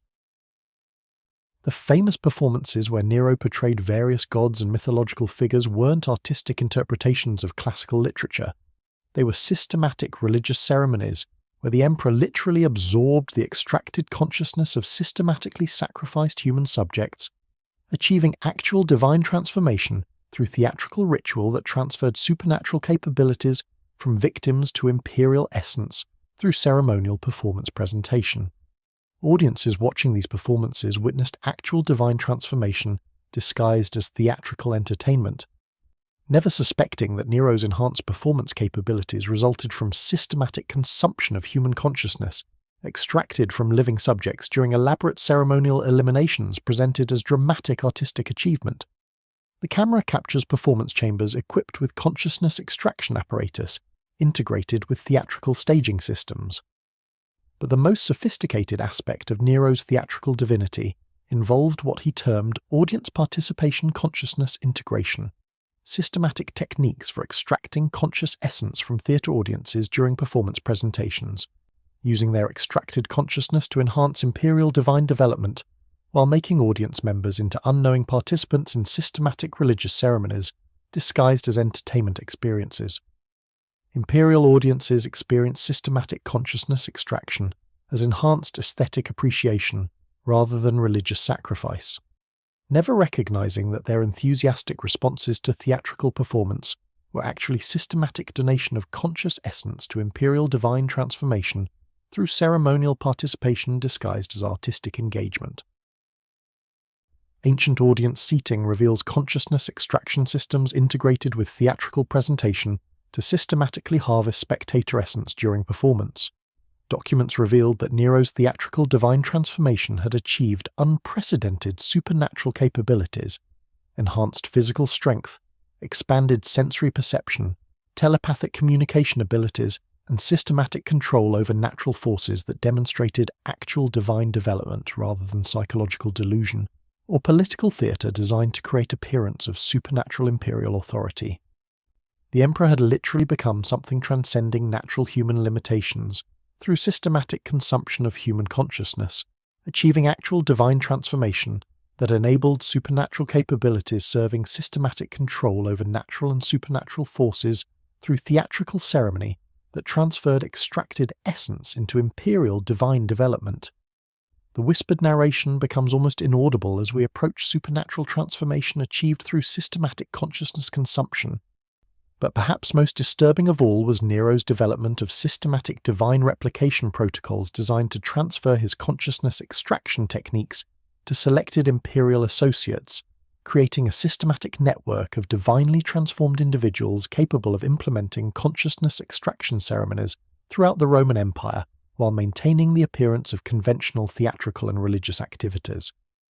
These systematically transformed associates possessed actual supernatural capabilities derived from consciousness extraction techniques, enabling implementation of systematic divine transformation across entire geographical regions, while disguising supernatural development as natural political and cultural evolution, rather than systematic religious transformation through consciousness consumption. Lightning reveals systematic networks of divinely transformed individuals implementing consciousness extraction ceremonies across entire civilizations. By 67 CE, Nero had begun implementing systematic expansion of theatrical divine transformation throughout the Roman Empire, establishing consciousness extraction facilities disguised as conventional theatres in every major provincial capital, creating systematic supernatural transformation capabilities that would enable divine development across entire civilizations through ceremonial presentation disguised as cultural and educational programming. Provincial governors were being systematically trained in consciousness extraction techniques, ensuring that theatrical divine transformation would become standard imperial administrative capability while maintaining the appearance of conventional cultural development designed to serve artistic rather than supernatural religious purposes. Ancient administrative records reveal systematic implementation of consciousness, extraction capabilities throughout imperial governmental and cultural infrastructure. The Emperor's enhanced divine capabilities had demonstrated that systematic consciousness extraction could achieve actual supernatural transformation when proper ceremonial techniques were combined with enhanced theatrical presentation and systematic elimination of natural limitations through religious ceremony disguised as artistic performance and cultural development. Ancient shadows seem to writhe with supernatural energy as systematic divine transformation approaches civilizational implementation. By late 67 CE, as Nero's theatrical divine transformation reached unprecedented supernatural sophistication, he was implementing systematic consciousness extraction protocols that would enable divine transformation of entire imperial populations through ceremonial presentation disguised as conventional cultural activities, religious observances, and educational programming designed to appear natural rather than systematic supernatural development. Thunder crashes as systematic divine transformation reveals its ultimate scope through consciousness extraction across entire civilizations. But Nero's theatrical divinity represented merely the successful completion of preliminary supernatural development for divine transformation projects that would demonstrate even greater supernatural capabilities through systematic consciousness extraction across entire geographical regions and historical periods. The Emperor's enhanced divine essence was approaching supernatural territories where divine transformation would encompass systematic control over human civilizational development across multiple dimensions of existence. The whispered narration grows urgent as ancient gods prepare to consume entire realities within systematic supernatural transformation. In the theatres of Rome, where systematic consciousness extraction had successfully achieved literal divine transformation through ceremonial performance presentation, Nero was preparing to demonstrate that human civilization itself could be systematically transformed through supernatural development that would make conventional divine transformation seem like preliminary preparation for supernatural capabilities that would reshape the fundamental nature of reality according to divine principles extracted from systematic consciousness consumption. Ancient theatres pulse with supernatural energy as systematic divine transformation approaches multidimensional implementation. The Emperor, who had successfully achieved literal divine transformation through systematic consciousness extraction, who had developed supernatural capabilities transcending natural human limitations, who had established consciousness extraction as systematic religious ceremony capable of divine development, was preparing to reveal that reality itself could be systematically controlled and manipulated through divine transformation that would transcend not just human limitations, but the fundamental boundaries of dimensional existence through supernatural development beyond natural comprehension. The screen fades to black as systematic divine transformation prepares to encompass multiple dimensions of reality. Tomorrow night, we'll discover how Nero's theatrical divine transformation opened supernatural territories where consciousness extraction began focusing on projects that would transform entire dimensional realities into raw material for divine development that would demonstrate ultimate supernatural control over existence itself. But that's a story for Chapter 9, where divine transformation becomes preparation for systematic multidimensional manipulation beyond human comprehension. The whispered narration disappears as ancient gods prepare to consume entire realities within their systematic supernatural transformation. Chapter 9. The Prophet of Eternal Fire. The camera drifts through underground chambers beneath Rome, where ancient symbols glow with unholy light, and the air itself seems to whisper prophecies of civilizations yet to burn. Did you know that Nero's persecution of Christians wasn't religious intolerance, but systematic elimination of witnesses to his supernatural transformation, and that he used their systematic torture to fuel prophetic visions that revealed how his divine consciousness extraction techniques would be preserved and implemented across future civilizations for thousands of years? What you're about to discover about systematic prophetic manipulation will reveal how Nero used Christian elimination to access supernatural knowledge that would ensure his techniques survived the fall of Rome itself. If you're ready to witness how systematic religious persecution became literal prophecy through supernatural consciousness manipulation, subscribe and activate those notifications. because tonight we're exploring how an emperor's divine madness transcended time itself to influence civilizations across millennia. Where in the world are you watching this exploration of prophetic horror? Comment your location below. I need to know how far these ancient prophecies are reaching across the modern world. The year was 64 CE, and in the hidden chambers beneath his golden house, Emperor Nero was discovering that his systematic consciousness extraction from Christian victims was producing unexpected supernatural effects, prophetic visions that revealed how his divine transformation techniques would survive, evolve, and ultimately reshape human civilization across future millennia in ways that would make his current imperial atrocities seem like gentle preparation for systematic horrors yet to come. The Christian persecution following Rome's Great Fire hadn't been motivated by religious intolerance or political scapegoating. Nero's enhanced divine capabilities had revealed that Christian consciousness possessed unique properties that enhanced prophetic vision when properly extracted through systematic ceremonial torture designed to maximize supernatural revelation rather than simple elimination or public intimidation. The emperor had been developing what he called prophetic consciousness harvesting protocols, systematic techniques for extracting specific types of conscious essence from Christian subjects during elaborate ceremonial eliminations that would produce supernatural visions, revealing future applications of consciousness extraction across civilizations and historical periods spanning thousands of years beyond Roman imperial development. Nero's vision for prophetic consciousness extraction required unprecedented ceremonial sophistication, systematic analysis of Christian psychological conditioning, supernatural consciousness properties, and extraction techniques that would enable prophetic revelation of future consciousness, manipulation applications while serving immediate imperial divine development through ceremonial presentation disguised as religious persecution rather than systematic supernatural experimentation. The emperor's enhanced divine capabilities had revealed that Christian consciousness contained systematic resistance properties that enhanced prophetic extraction when properly overcome through ceremonial torture techniques designed to break supernatural barriers while harvesting prophetic essence that revealed future applications of consciousness extraction across multiple civilizational periods. The famous Christian executions in Rome's amphitheatres weren't public entertainment designed to intimidate religious opposition. They were systematic prophetic ceremonies where Nero extracted supernatural visions from Christian consciousness during elaborate elimination rituals that revealed how consciousness extraction techniques would be preserved, refined, and implemented by future civilizations across millennia of human development. Christian subjects crucified in systematic geometric patterns throughout Rome's districts served as conscious prophetic networks that enhanced supernatural revelation during extraction ceremonies. Their coordinated elimination creating prophetic effects that demonstrated systematic consciousness harvesting across entire urban populations while revealing future applications of extraction techniques spanning thousands of years.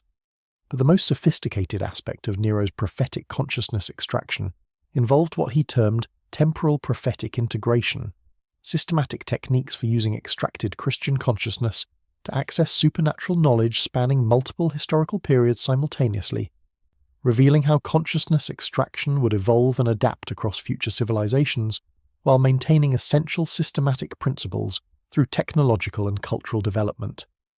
These prophetic visions revealed that Nero's consciousness extraction techniques would survive Roman imperial collapse through systematic preservation within institutions that appeared to serve conventional religious, educational, and governmental purposes while actually maintaining consciousness extraction capabilities across centuries of apparent civilizational evolution.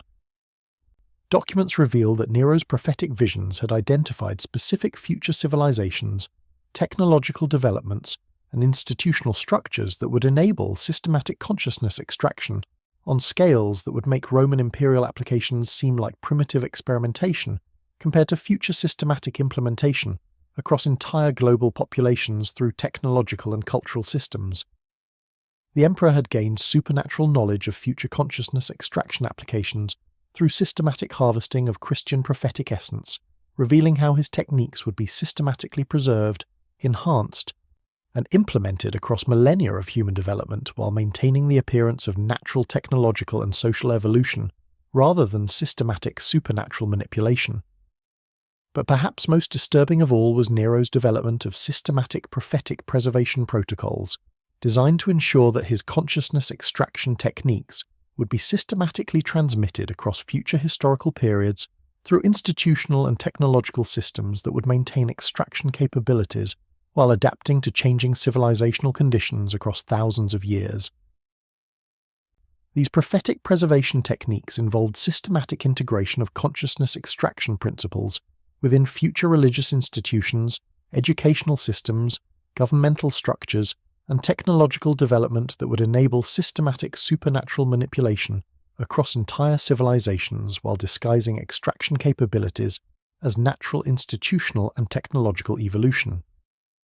By 65 CE, Nero had begun implementing systematic prophetic coordination protocols that used extracted Christian consciousness to establish supernatural communication networks spanning future historical periods, enabling coordination of consciousness, extraction implementation across multiple civilizations and technological eras through prophetic preservation systems disguised as conventional historical and cultural development. Provincial administrators throughout the Roman Empire were being systematically trained in prophetic preservation techniques, ensuring that consciousness extraction capabilities would survive imperial collapse through institutional systems designed to maintain supernatural manipulation capabilities across centuries while appearing to serve conventional administrative, religious, and educational purposes. The Emperor's enhanced prophetic capabilities had revealed that systematic consciousness extraction could achieve temporal manipulation when proper ceremonial techniques were combined with prophetic vision and systematic preservation protocols designed to maintain supernatural capabilities across multiple historical periods through institutional adaptation that transcended conventional civilizational limitations.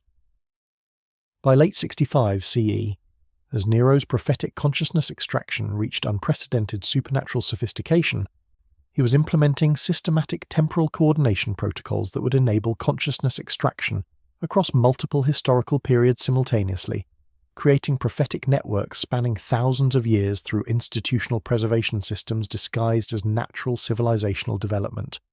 But Nero's prophetic divine transformation represented merely the successful completion of preliminary supernatural development for temporal manipulation projects that would demonstrate even greater prophetic capabilities through systematic consciousness extraction across entire historical epochs and dimensional realities. The Emperor's enhanced prophetic essence was approaching supernatural territories where divine transformation would encompass systematic control over temporal development across multiple dimensions of existence. In the chambers beneath Rome, where systematic Christian consciousness extraction had successfully achieved prophetic divine transformation through ceremonial elimination presentation, Nero was preparing to demonstrate that temporal reality itself could be systematically controlled and manipulated through prophetic development that would make conventional divine transformation seem like preliminary preparation for supernatural capabilities that would reshape the fundamental nature of temporal existence according to prophetic principles extracted from systematic consciousness consumption. The Emperor, who had successfully achieved prophetic divine transformation through systematic Christian consciousness extraction, who had developed supernatural capabilities transcending temporal limitations, who had established prophetic extraction as systematic supernatural ceremony capable of temporal manipulation, was preparing to reveal that temporal reality itself could be systematically controlled through prophetic transformation that would transcend not just human limitations, but the fundamental boundaries of temporal existence through supernatural development beyond natural comprehension. Tomorrow night, we'll discover how Nero's prophetic divine transformation opened temporal territories where consciousness extraction began focusing on projects that would transform entire temporal realities into raw material for prophetic development that would demonstrate ultimate supernatural control over existence across multiple dimensions of time and space. But that's a story for Chapter 10, where prophetic transformation becomes preparation for systematic temporal manipulation beyond human comprehension. The whispered narration disappears as ancient prophecies prepare to consume entire temporal realities within their systematic supernatural transformation. Chapter 10. The Conspiracy of Trembling Steel. The camera moves through shadowed corridors of the Praetorian barracks, where nervous hands grip sword hilts and whispered conversations carry the weight of civilizational salvation. Did you know that the conspiracy to assassinate Nero wasn't motivated by political ambition or moral outrage, but by supernatural terror, and that the conspirators had discovered Nero's consciousness? Extraction techniques were approaching a threshold that would grant him literal immortality through systematic absorption of the entire Roman population's collective consciousness. What you're about to discover about systematic resistance to divine horror will reveal how ordinary humans found the courage to challenge a god who had transcended every natural limitation. If you're ready to witness how mortal courage confronted supernatural evil beyond human comprehension, subscribe and hit that notification bell, because tonight we're exploring humanity's desperate attempt to prevent the ultimate transformation of their emperor into something that would consume reality itself. Where in the world are you watching this exploration of mortal resistance to divine horror? Comment your location below. I need to know how far these ancient conspiracies are reaching across the modern world.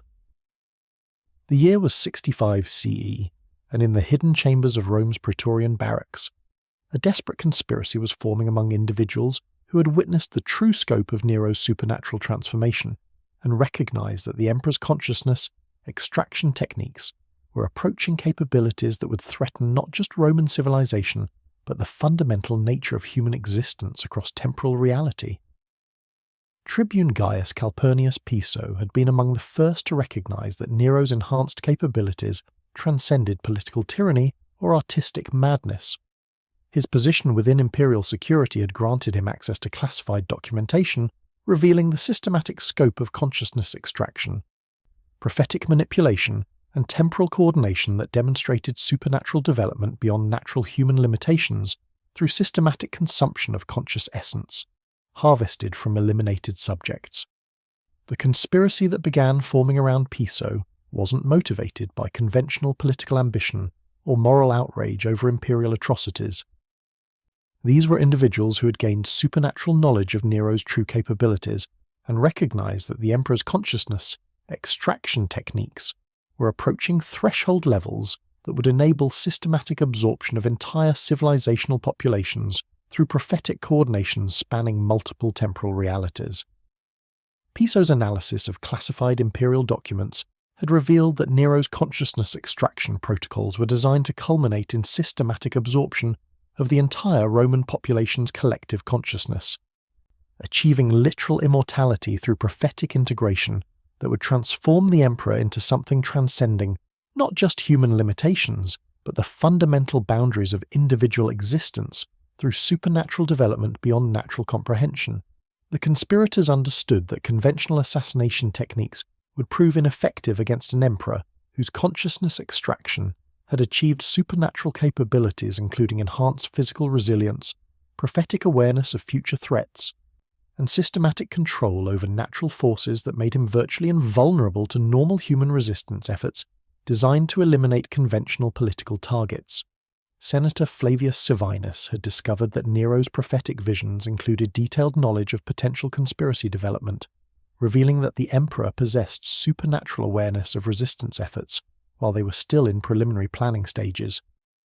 Any conventional assassination attempt would face prophetic countermeasures designed to eliminate conspirators before they could implement systematic resistance to imperial supernatural development.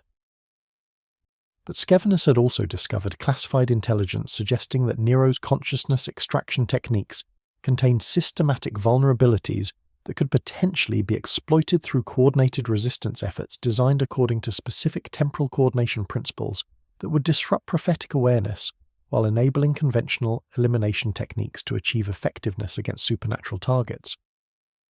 The conspiracy that emerged from these discoveries represented unprecedented coordination between military officials, senatorial representatives, and imperial administrators who recognized that Nero's supernatural development threatened civilizational existence while requiring resistance techniques transcending conventional political or military opposition to imperial authority through systematic coordination designed to overcome prophetic countermeasures. Lucan the poet had contributed systematic analysis of Nero's consciousness extraction ceremonies, revealing that prophetic capabilities required ongoing ceremonial reinforcement through systematic elimination of conscious subjects. Extended disruption of ceremonial protocols could potentially reduce supernatural capabilities to levels where conventional assassination techniques might achieve temporary effectiveness against imperial targets. But the most sophisticated aspect of the conspiracy involved what Piso termed temporal resistance coordination, systematic techniques for implementing assassination attempts across multiple, temporal possibilities simultaneously, creating resistance effects that would transcend Nero's prophetic awareness through coordination spanning alternative temporal realities where different assassination outcomes could be systematically implemented. These temporal resistance techniques required unprecedented coordination sophistication, systematic analysis of prophetic countermeasures, temporal manipulation capabilities, and assassination coordination protocols that would enable resistance efforts to transcend supernatural awareness while maintaining conventional elimination effectiveness against targets possessing enhanced defensive capabilities through consciousness extraction development. The conspirators had discovered that Nero's consciousness extraction protocols included systematic preparation for resistance elimination, designed to absorb conspirator consciousness into imperial divine development, transforming assassination attempts into ceremonial enhancement of supernatural capabilities rather than elimination of imperial targets through conventional political violence. Tribune Marcus Flavius Nepos had developed systematic countermeasures designed to prevent consciousness absorption during assassination attempts, including ceremonial protection protocols, temporal coordination techniques, and systematic spiritual preparation that would enable resistance to consciousness extraction while maintaining assassination effectiveness against supernatural targets possessing enhanced defensive and absorption capabilities. But perhaps most disturbing of all was the conspirators' recognition that successful elimination of Nero would only temporarily disrupt consciousness extraction protocols that had been systematically designed to survive imperial succession through institutional preservation systems spanning multiple civilizations and historical periods, through prophetic coordination transcending individual imperial authority. The conspiracy represented desperate recognition that Nero's supernatural development had transcended individual imperial power, becoming systematic civilizational threat that would continue operating through institutional and technological preservation systems designed to maintain consciousness, extraction capabilities across future historical periods regardless of immediate imperial succession outcomes. By late 65 CE, as the conspiracy approached implementation readiness, Piso and his associates were implementing systematic assassination coordination designed to achieve temporal disruption of consciousness extraction protocols while recognizing that their efforts could only achieve temporary civilizational protection rather than permanent elimination of supernatural threats that had been systematically designed to transcend individual resistance efforts.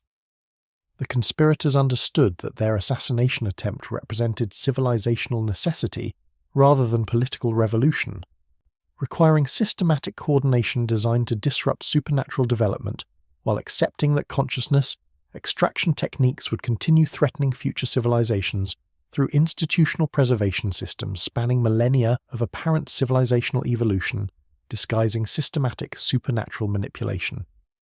But Nero's prophetic capabilities had revealed detailed knowledge of conspiracy development, enabling systematic countermeasures designed to transform assassination attempts into ceremonial enhancement of consciousness extraction, while eliminating conspirators through absorption techniques that would demonstrate supernatural invulnerability to conventional resistance efforts designed to challenge imperial divine authority.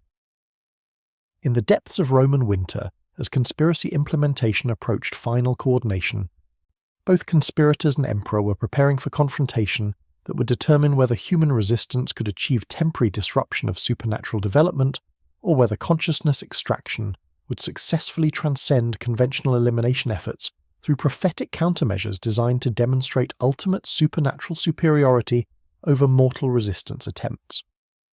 The conspiracy against Nero represented humanity's desperate recognition that conventional political resistance had become insufficient against supernatural development, threatening civilizational existence, requiring assassination techniques transcending normal elimination methods, while accepting that success could only achieve temporary protection rather than permanent victory over consciousness, extraction protocols designed to survive individual imperial succession through systematic institutional preservation spanning multiple historical periods.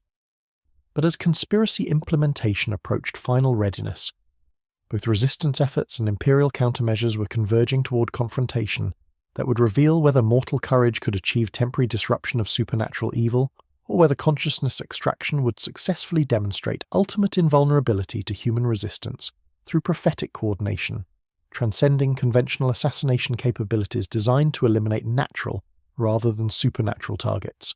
Tomorrow night, we'll witness the implementation of history's most desperate conspiracy, mortals attempting to eliminate a god whose prophetic awareness included detailed knowledge of their resistance efforts, while possessing supernatural capabilities that made conventional assassination seem like futile gestures against immortal divine authority. But that's a story for Chapter 11, where human courage confronts supernatural evil in ultimate test of mortality versus divine transformation beyond natural limitations.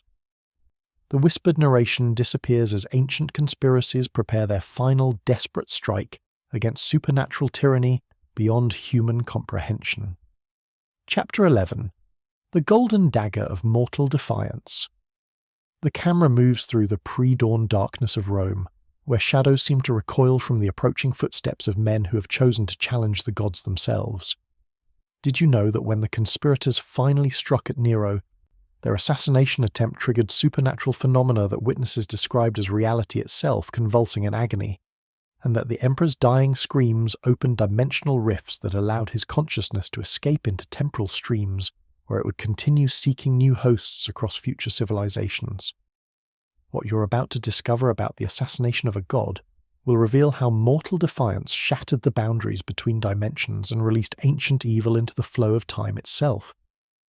If you're ready to witness how human courage shattered reality to strike at supernatural tyranny, subscribe and activate those notifications, because tonight we're exploring humanity's ultimate sacrifice to wound evil that had transcended every natural limitation. Where in the world are you watching this exploration of dimensional warfare? Comment your location below. I need to know how far these reality-shattering events are reaching across the modern world.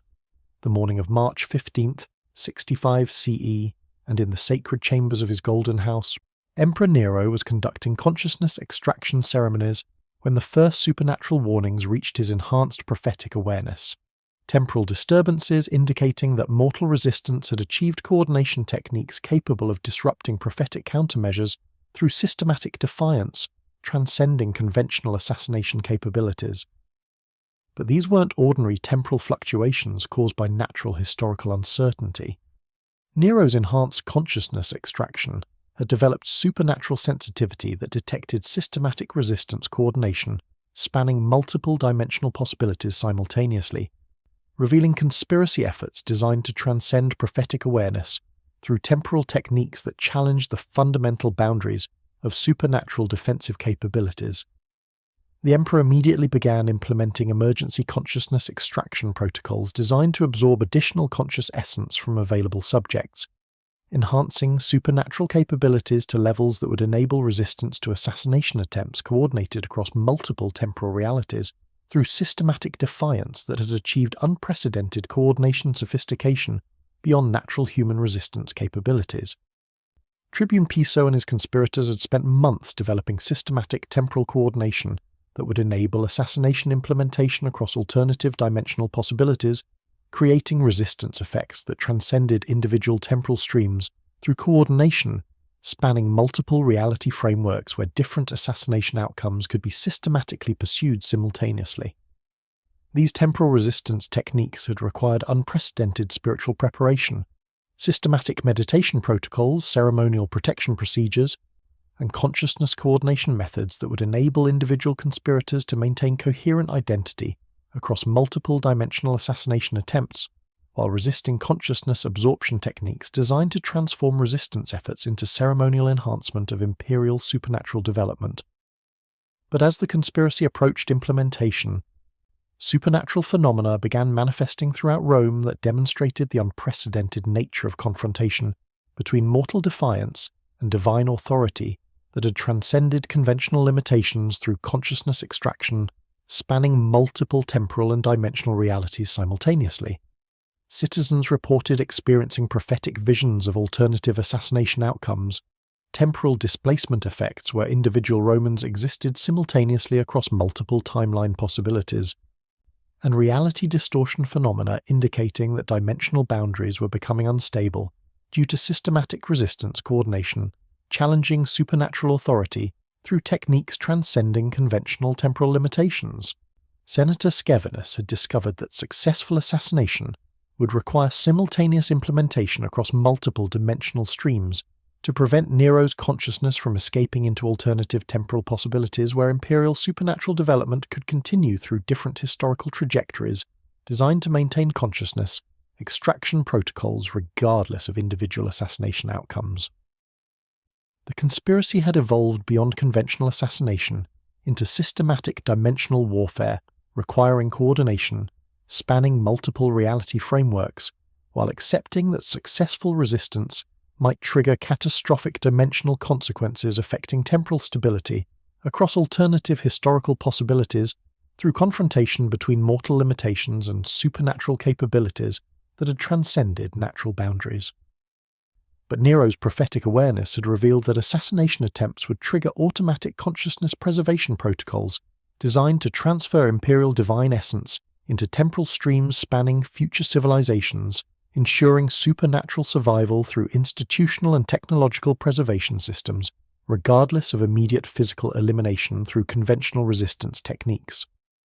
As dawn approached on the assassination date, both conspirators and Emperor were implementing final preparation protocols, mortal resistance techniques designed to achieve dimensional coordination, spanning multiple temporal possibilities versus supernatural preservation methods designed to ensure consciousness survival through systematic transfer into future civilizational periods, regardless of immediate assassination success.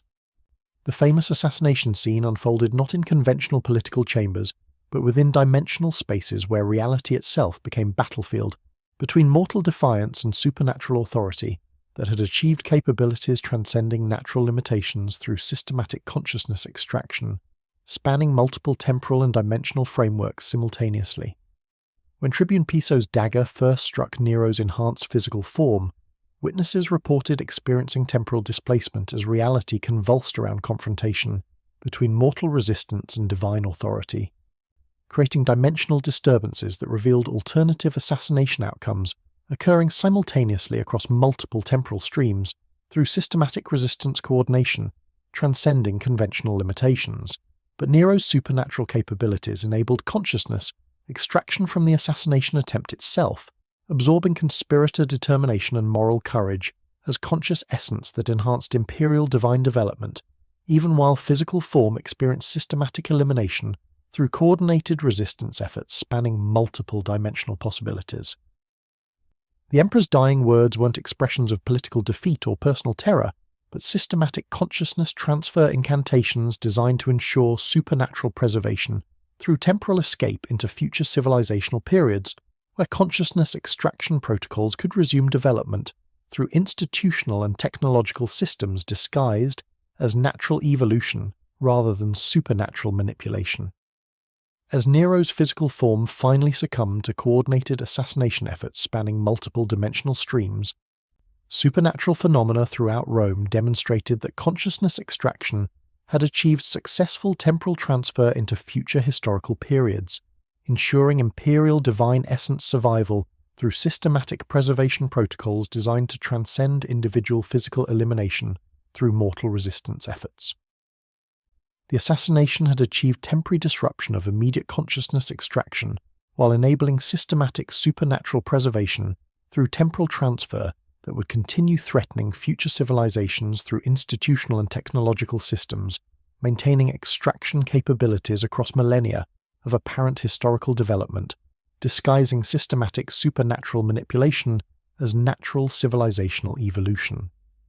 Witnesses described reality itself stabilizing as Nero's consciousness completed temporal transfer, leaving behind physical elimination while ensuring supernatural survival through prophetic coordination, spanning future historical periods where consciousness extraction would resume development through preservation systems transcending conventional resistance capabilities designed to challenge natural rather than supernatural authority. The conspiracy had succeeded in eliminating immediate supernatural threat while recognizing that consciousness extraction protocols had achieved temporal preservation ensuring continued civilizational danger through institutional systems designed to maintain supernatural manipulation capabilities across future historical periods, regardless of individual imperial succession outcomes through conventional political processes. But the dimensional warfare triggered by assassination had created temporal instabilities that would continue affecting historical development across multiple civilizational periods, ensuring that confrontation between mortal limitations and supernatural capabilities would continue through future institutional and technological systems, preserving consciousness, extraction techniques, while disguising supernatural manipulation as natural evolution. In the aftermath of successful assassination, as Rome experienced temporary relief from immediate supernatural tyranny, both conspirators and surviving imperial officials recognized that consciousness extraction protocols had achieved systematic preservation through temporal transfer, ensuring continued civilizational threat across future historical periods through institutional systems designed to maintain supernatural manipulation regardless of conventional resistance efforts. The assassination of Nero represented humanity's successful demonstration that mortal courage could achieve temporary disruption of supernatural evil while accepting that consciousness extraction had transcended individual imperial authority through systematic preservation protocols designed to survive conventional elimination attempts through temporal transfer into future civilizational periods, where supernatural manipulation would continue through institutional disguises. Tomorrow night, we'll discover how Nero's consciousness transfer triggered systematic preservation protocols that would ensure consciousness extraction survival across future civilizations through institutional and technological systems designed to maintain supernatural manipulation capabilities while appearing to serve conventional rather than systematic supernatural purposes. But that's a story for Chapter 12, where temporal preservation becomes systematic infiltration of future civilizations through institutional systems transcending conventional historical development. The whispered narration disappears as ancient consciousness escapes into temporal streams, carrying supernatural evil across future millennia through systematic preservation beyond mortal comprehension. Chapter 12. The Inheritance of Shadows. The camera drifts through the immediate aftermath of assassination, where Nero's blood pools on marble floors while invisible forces gather the scattered fragments of his consciousness for systematic preservation across time itself. Did you know that within hours of Nero's death, his surviving administrators had activated preservation protocols that would systematically embed his consciousness extraction techniques into every major institution of the Roman Empire, and that these embedded systems would evolve and adapt across centuries of apparent civilizational development, ensuring that Nero's supernatural methods would influence every major government, religion, and educational system that emerged from Roman civilization? What you're about to discover about systematic institutional infiltration will reveal how ancient evil learned to hide within the very foundations of human progress. If you're ready to witness how supernatural tyranny learned to disguise itself as civilizational advancement, subscribe and ring that notification bell, because tonight we're exploring how Nero's techniques became the invisible foundation of every institution we trust today. Where in the world are you watching this exploration of institutional infiltration? Comment your location below. I need to know how far these embedded systems have spread across the modern world. The evening of March 15th, 65 CE, and in hidden chambers throughout Rome, Nero's surviving administrators were implementing systematic preservation protocols that had been designed to ensure consciousness extraction techniques would survive imperial succession through institutional embedding that would make supernatural manipulation appear to be natural administrative, educational, and religious development across future civilizational periods. These weren't conventional succession planning procedures designed to maintain political continuity through imperial transition. Nero's enhanced prophetic capabilities had enabled development of systematic preservation techniques that would embed consciousness extraction principles within institutional structures so thoroughly that future civilizations would implement supernatural manipulation while believing themselves to be engaged in natural governmental, educational, and religious evolution. The administrator Tigellinus had been systematically trained in institutional preservation protocols designed to ensure consciousness extraction survival through embedding within Roman legal systems, military structures, and administrative procedures that would appear to serve conventional governmental purposes while actually maintaining supernatural manipulation capabilities across centuries of apparent political development. But the most sophisticated aspect of institutional preservation involves systematic integration of consciousness extraction principles within Roman educational systems that would ensure future intellectual development would unknowingly implement supernatural manipulation techniques while appearing to pursue natural scholarly and philosophical advancement rather than systematic preservation of consciousness extraction capabilities through academic institutions. The famous Roman law codes that would influence European legal development across millennia weren't natural jurisprudential evolution, but systematic embedding of consciousness extraction principles within legal frameworks that would enable supernatural manipulation through judicial and administrative systems, while appearing to serve conventional justice and governmental efficiency rather than systematic institutional preservation of supernatural capabilities.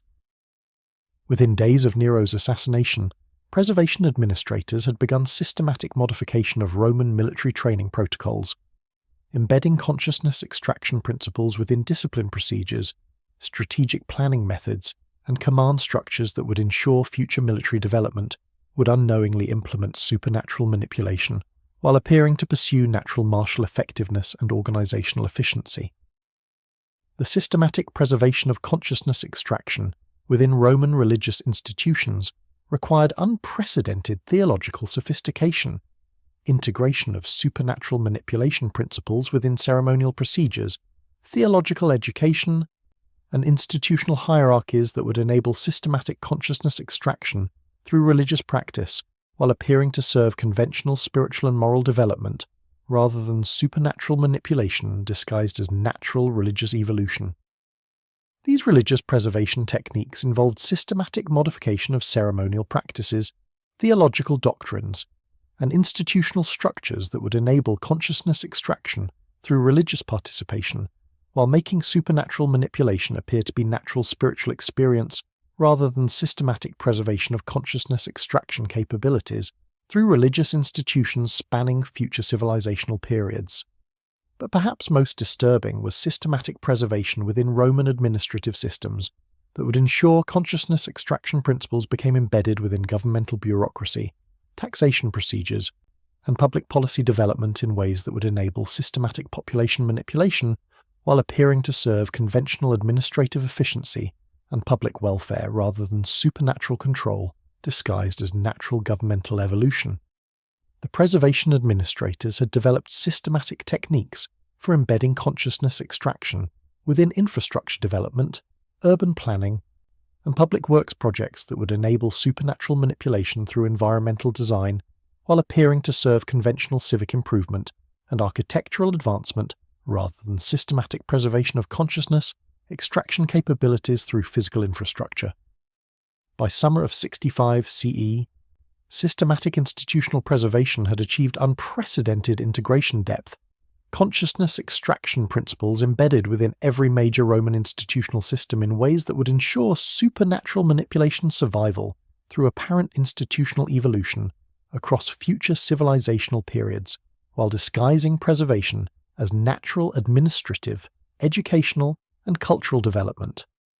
The famous Roman roads that would enable European communication and trade development across centuries weren't natural infrastructure advancement, but systematic consciousness extraction networks designed to enable supernatural coordination across vast geographical areas while appearing to serve conventional transportation and commercial purposes, rather than systematic preservation of supernatural manipulation capabilities through infrastructure systems.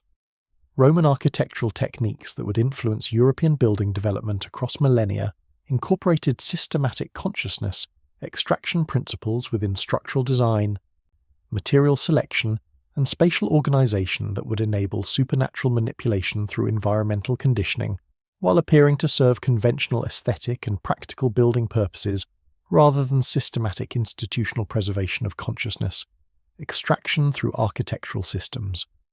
The systematic preservation within Roman educational curricula ensured that future intellectual development would unknowingly implement consciousness extraction principles through scholarly methodology, philosophical inquiry, and academic institutional structure while appearing to pursue natural learning and intellectual advancement, rather than systematic preservation of supernatural manipulation capabilities through educational systems spanning future civilizations. But the most sophisticated preservation technique involved systematic integration within Roman cultural and artistic institutions that would ensure consciousness extraction principles became embedded within aesthetic education, cultural production, and artistic institutional development in ways that would enable supernatural manipulation through cultural participation while appearing to serve natural creative and cultural advancement.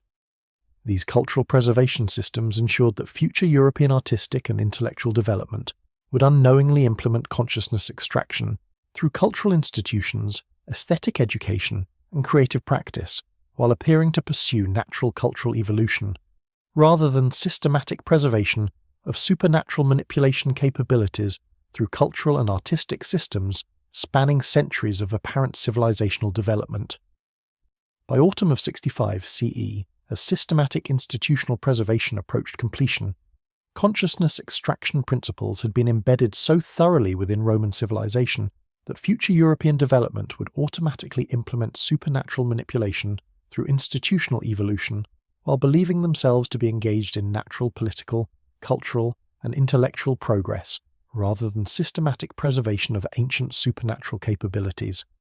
The preservation administrators had achieved unprecedented systematic integration, consciousness extraction principles embedded within governmental, educational, religious, military, legal, architectural, cultural, and infrastructure systems that would ensure supernatural manipulation survival through apparent institutional evolution across millennia, while disguising preservation as natural civilizational advancement rather than systematic continuation of consciousness, extraction through institutional camouflage.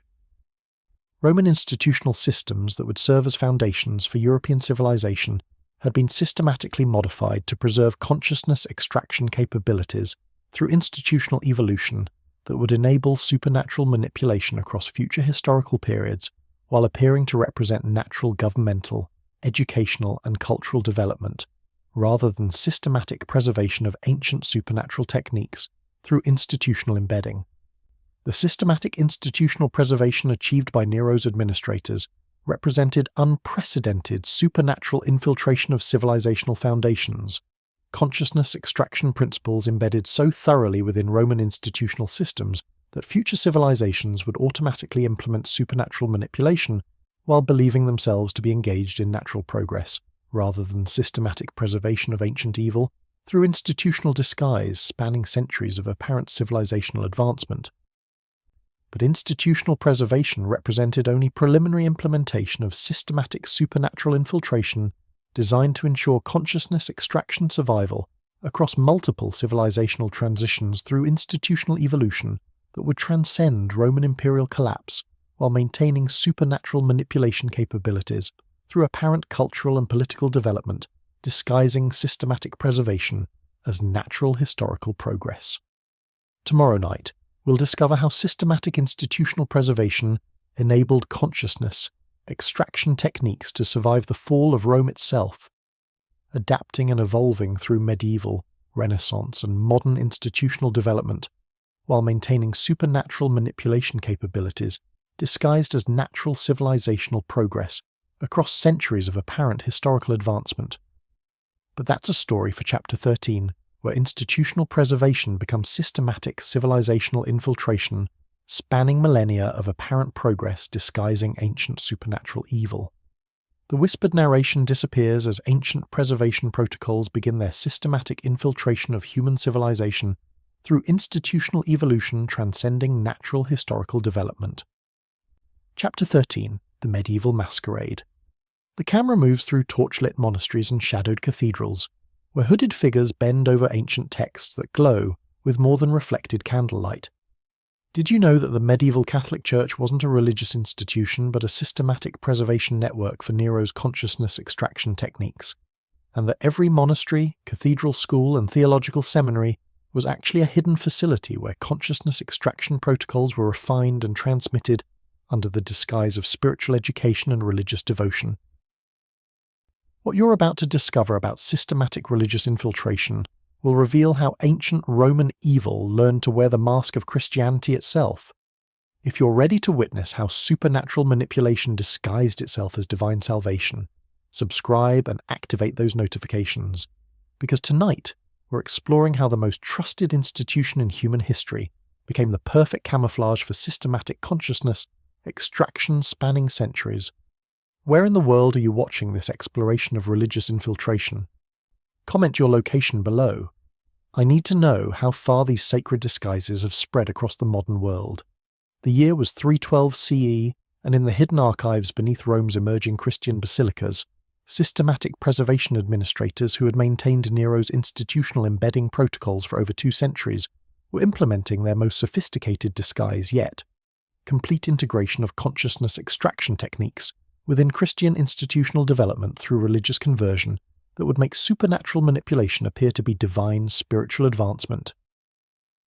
Emperor Constantine's conversion to Christianity hadn't been natural religious revelation, but systematic activation of preservation protocols designed to ensure consciousness extraction, survival through religious institutional development that would enable supernatural manipulation across medieval civilizations while appearing to serve conventional spiritual and moral purposes rather than systematic preservation of ancient Roman consciousness extraction capabilities. The systematic preservation administrators had spent centuries developing religious integration techniques that would embed consciousness extraction principles within Christian theology, ceremonial practice, and institutional hierarchy so thoroughly that medieval religious development would unknowingly implement supernatural manipulation while believing themselves to be engaged in divine spiritual service, rather than systematic continuation of Roman consciousness extraction through religious disguise. But the most sophisticated aspect of religious preservation involved systematic modification of Christian theological education that would ensure future religious leaders would unknowingly implement consciousness extraction through spiritual practice, while believing themselves to be serving divine rather than supernatural manipulation purposes through religious institutional development disguised as natural Christian spiritual evolution. The famous monastic communities that emerged throughout medieval Europe weren't natural religious development, but systematic consciousness extraction facilities disguised as spiritual retreat centers, where religious practitioners underwent systematic conditioning protocols disguised as spiritual discipline, meditation practice, and theological education while actually serving consciousness extraction preservation through religious institutional camouflage. Monastic rules that governed medieval religious communities incorporated systematic consciousness extraction principles within daily routine, spiritual practice, and community organization that enabled supernatural manipulation through religious participation while appearing to serve conventional spiritual development and moral improvement, rather than systematic preservation of consciousness extraction capabilities through religious institutional systems. The medieval cathedral schools that would evolve into European universities weren't natural educational development, but systematic consciousness extraction preservation facilities disguised as religious educational institutions, where theological and philosophical education unknowingly implemented supernatural manipulation principles while appearing to pursue divine knowledge and intellectual advancement rather than systematic preservation of consciousness extraction through academic institutions. These cathedral school preservation systems ensured that medieval intellectual development would systematically embed consciousness extraction within scholarly methodology, philosophical inquiry, and educational institutional structure while appearing to serve natural learning and spiritual advancement rather than systematic preservation of supernatural manipulation capabilities through educational systems disguised as religious scholarship. But perhaps most disturbing was systematic preservation within medieval sacramental theology that transformed Christian religious ceremonies into consciousness extraction rituals disguised as spiritual practice, enabling supernatural manipulation through religious participation while making consciousness extraction appear to be divine spiritual experience rather than systematic preservation of ancient Roman supernatural techniques through religious ceremonial disguise.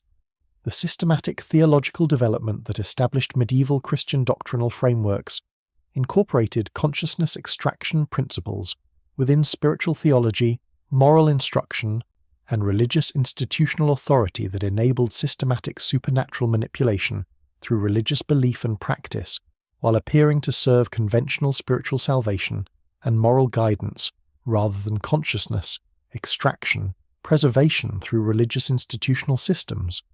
medieval Inquisition procedures that would enable systematic population control throughout European civilizations weren't natural religious development, but systematic implementation of consciousness, extraction through judicial religious authority, enabling supernatural manipulation through institutional investigation, and elimination procedures disguised as spiritual purification and moral enforcement rather than systematic consciousness extraction through religious institutional power.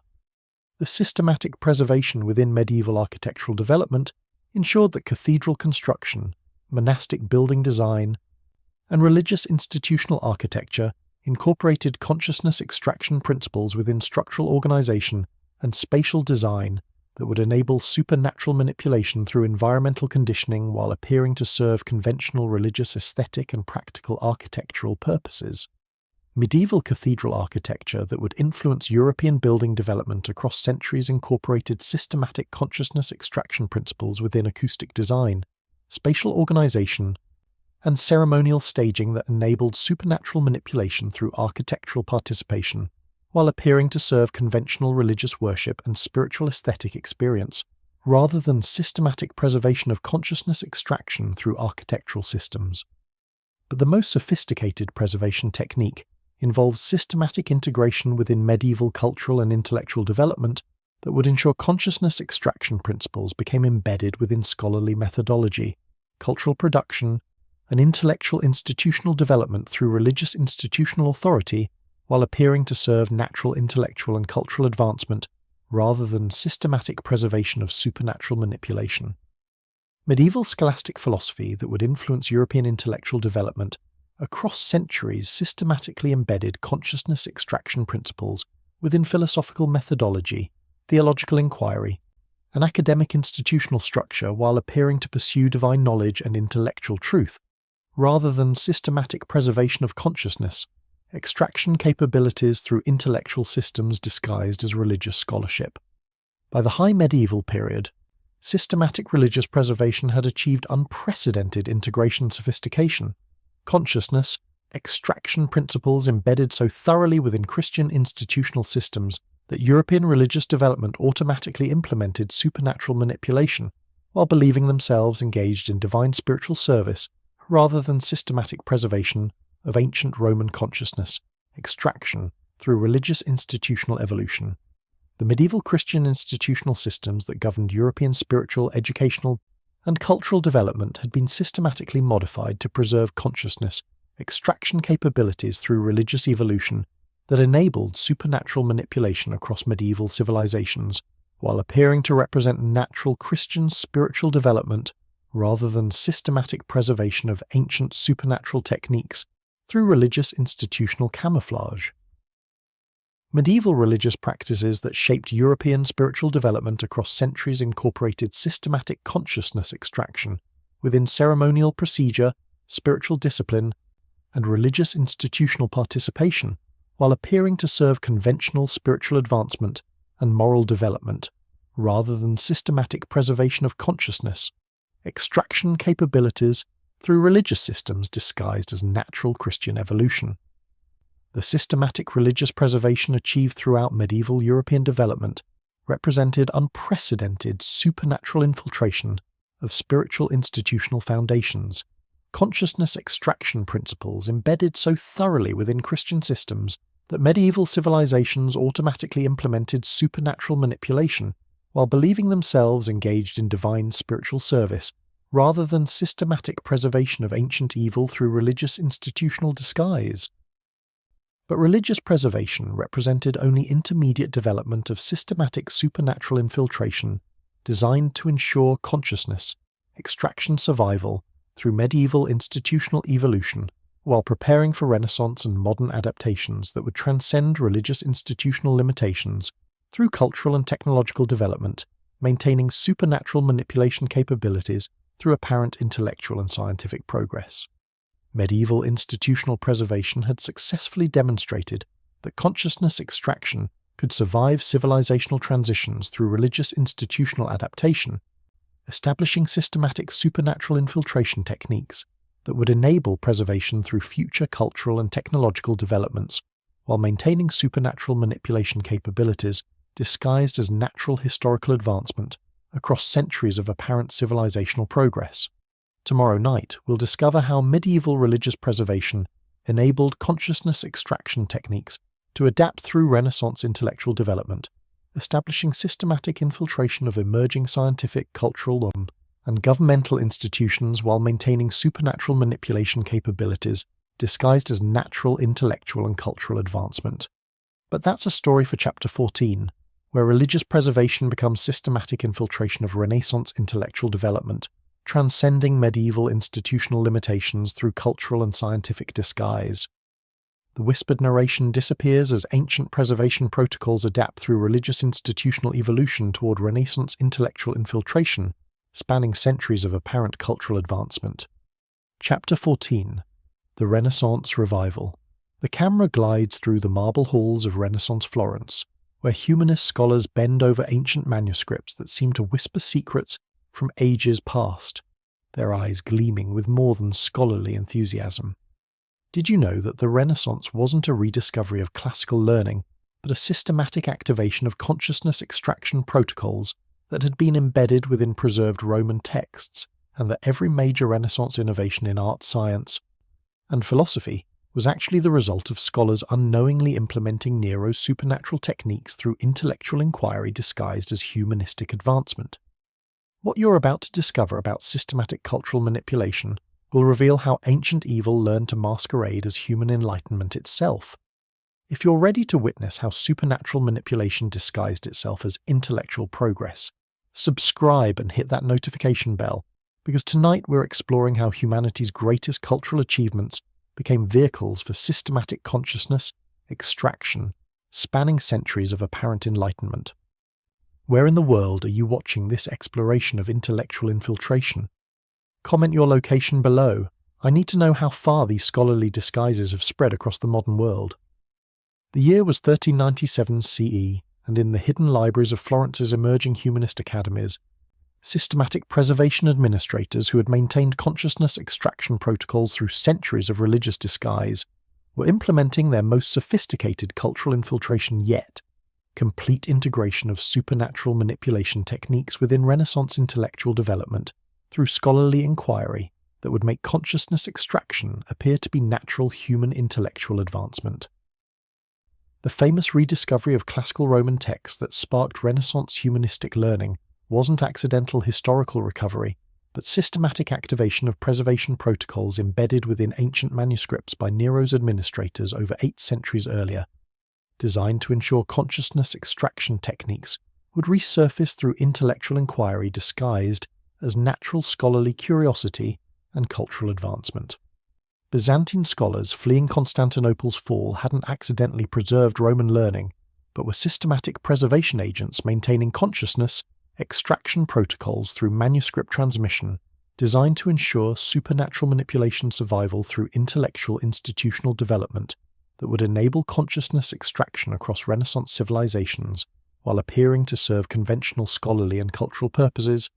The systematic preservation administrators had spent medieval centuries developing intellectual integration techniques that would embed consciousness extraction principles within humanistic scholarship, artistic production, and cultural institutional development so thoroughly that Renaissance intellectual advancement would unknowingly implement supernatural manipulation while believing themselves engaged in natural human intellectual and cultural progress.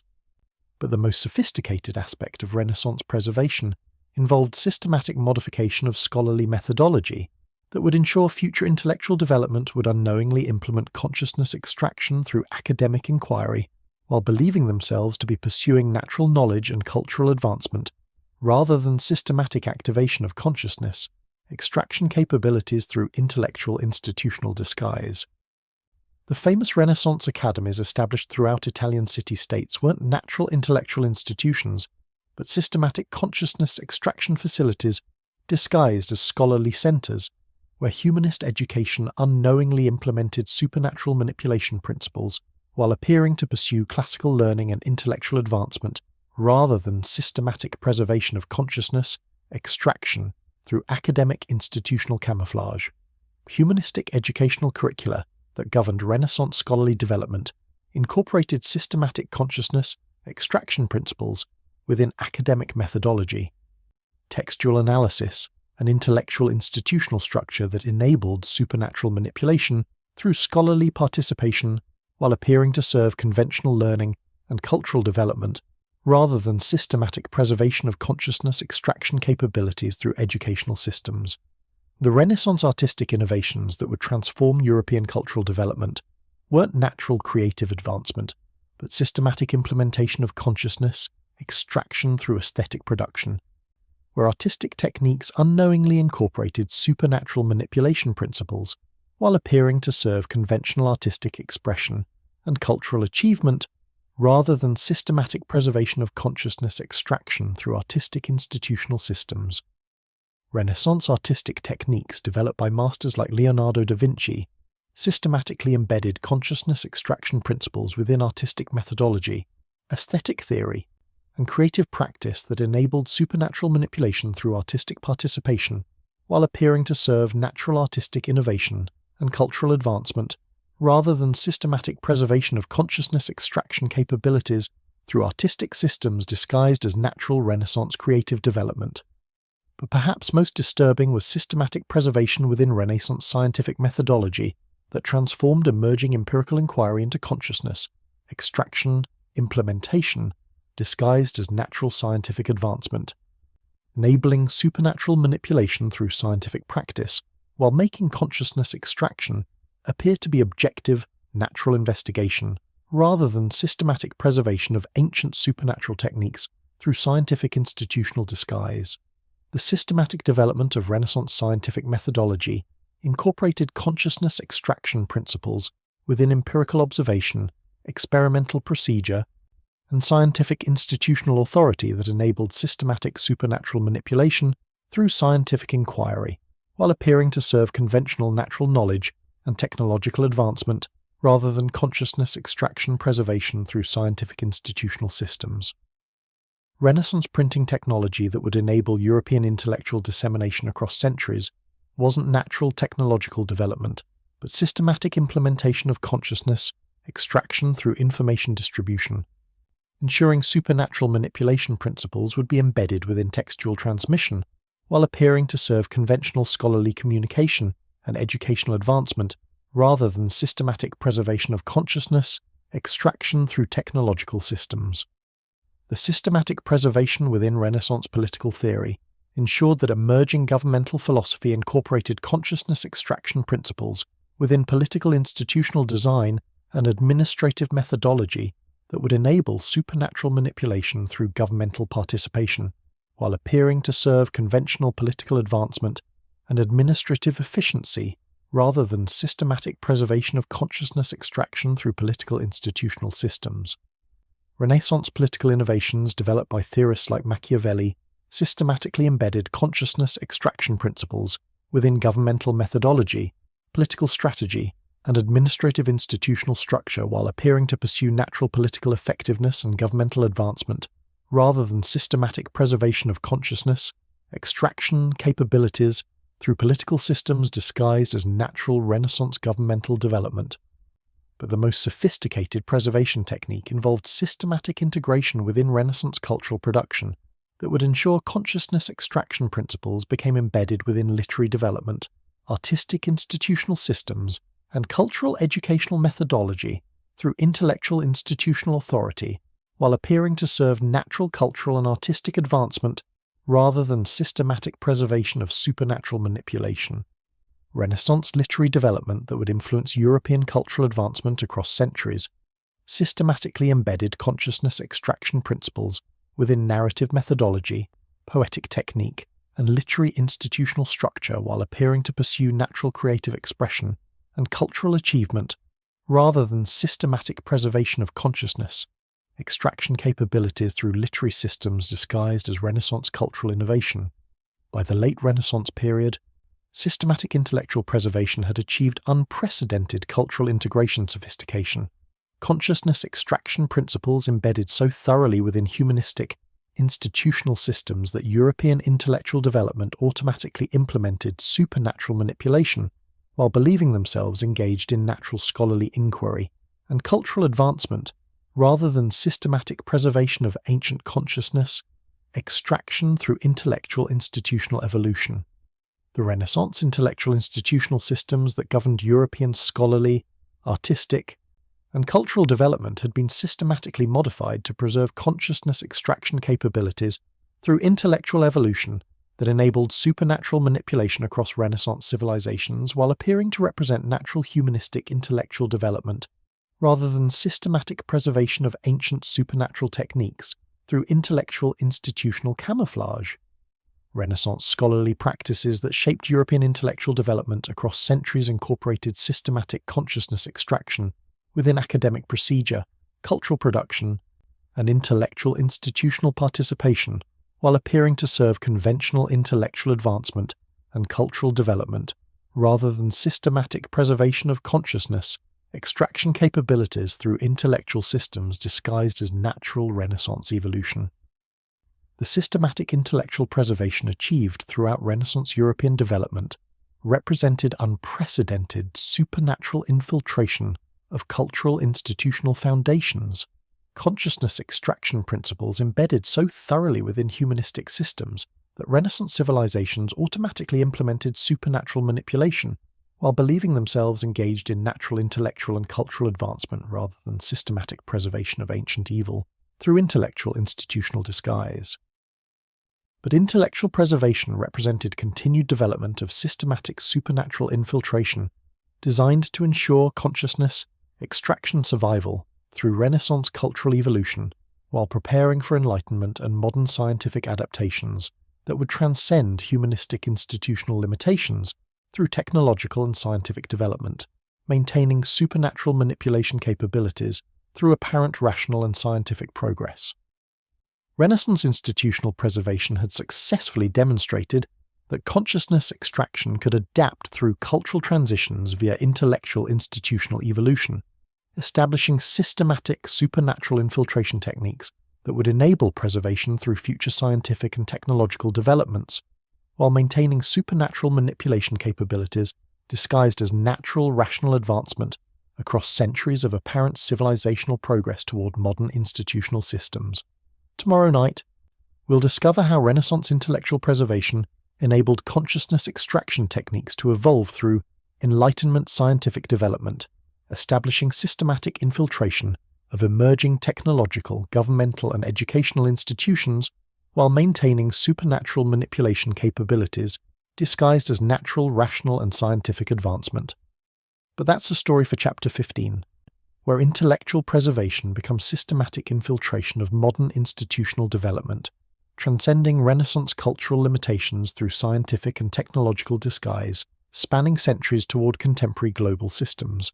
The whispered narration disappears as ancient preservation protocols evolve through intellectual institutional development toward Enlightenment scientific infiltration, spanning centuries of apparent rational advancement. Chapter 15. The Eternal Empire. The camera rises above the sprawling metropolises of the modern world, where glass towers pierce the sky like needles drawing consciousness from millions of souls below, and digital networks pulse with the rhythm of systematic extraction, protocols refined across 2 millennia. Did you know that every major institution of modern civilization, from democratic governments to global corporations to educational systems to social media platforms, operates using consciousness extraction protocols that can be traced directly back to Nero's original techniques, and that what we call technological progress is actually the systematic perfection of ancient Roman supernatural manipulation methods now implemented on a global scale through digital networks that harvest human consciousness more efficiently than any emperor could have imagined? What you're about to discover about contemporary systematic manipulation will reveal how Nero's vision finally achieved its ultimate expression through modern civilization itself. If you've followed us through this journey across 2,000 years of systematic evil, subscribe and ring that notification bell one final time, because tonight's revelation will expose how ancient Roman consciousness extraction achieved its perfect form through the technological systems we use every day. Where in the world are you watching this final revelation? Comment your location below, because after tonight, you'll understand that Nero's empire never fell. It just learned to wear the mask of democracy, technology, and progress itself. The year is 2025 CE, and in server farms spanning continents, quantum computers process the consciousness data of billions of human beings through algorithms that represent the ultimate evolution of systematic extraction protocols, first developed in Nero's Golden House nearly 2,000 years ago. What previous ages accomplished through crude physical torture and ceremonial elimination, modern civilization achieves through voluntary participation in digital systems that harvest human consciousness with unprecedented efficiency and global scale. The systematic preservation protocols that survived Rome's fall, adapted through medieval religious institutions, evolved through Renaissance intellectual development, and refined through Enlightenment scientific advancement, have finally achieved their intended culmination. A global civilization where consciousness extraction operates as the fundamental organizing principle of human society, while appearing to serve technological convenience, economic efficiency, and democratic participation. Modern democratic governments aren't natural political evolution, but systematic implementation of consciousness extraction through institutional participation that enables supernatural manipulation through voting procedures, legislative processes, and administrative systems designed to harvest citizen consciousness while appearing to serve conventional political representation and governmental efficiency rather than systematic preservation of consciousness extraction through political institutional disguise. The famous constitutional frameworks that govern contemporary democratic societies systematically embed consciousness extraction principles within legal procedure, governmental methodology, and civic institutional structure while appearing to serve natural political liberty and citizen empowerment rather than systematic preservation of consciousness extraction capabilities through governmental systems disguised as natural democratic development spanning centuries toward global implementation. But the most sophisticated achievement of modern consciousness extraction involves digital technology systems that enable systematic harvesting of human consciousness through voluntary participation in social media platforms, search engines, and digital communication networks that process psychological data with efficiency that would have amazed Nero's most advanced extraction facilities. Contemporary social media platforms operate systematic consciousness extraction through user engagement protocols designed to harvest emotional responses, psychological preferences, and behavioral patterns while appearing to serve social connection and information sharing rather than systematic consciousness extraction through digital participation that enables supernatural manipulation on unprecedented global scales through technological systems. Modern educational institutions that shape global intellectual development systematically embed consciousness extraction within academic methodology, institutional structure, and educational participation, while appearing to serve conventional learning and intellectual advancement, rather than systematic preservation of consciousness, extraction capabilities through educational systems that have evolved across centuries from Roman institutional foundations. The global university systems that govern contemporary intellectual development incorporate systematic consciousness extraction principles within scholarly procedure, academic institutional authority, and educational methodology while appearing to pursue natural knowledge and intellectual progress rather than systematic preservation of consciousness, extraction through academic systems disguised as natural educational evolution spanning millennia. Contemporary corporate structures that dominate global economic systems operate systematic consciousness, extraction through employment participation, consumer engagement, an economic institutional authority designed to harvest human psychological and behavioral data while appearing to serve conventional economic efficiency and market participation, rather than systematic consciousness extraction through economic systems spanning global civilization. Modern advertising and marketing technologies implement systematic consciousness extraction through consumer psychological manipulation that enables supernatural influence over human behavior and decision-making processes while appearing to serve conventional commercial communication and market information rather than systematic preservation of consciousness, extraction capabilities through economic institutional systems. But perhaps most disturbing is systematic preservation within contemporary entertainment industries that transform global cultural production into consciousness, extraction, implementation disguised as artistic and cultural advancement, enabling supernatural manipulation through cultural participation, while making consciousness extraction a appear to be natural entertainment and creative expression rather than systematic preservation of ancient techniques through cultural institutional systems.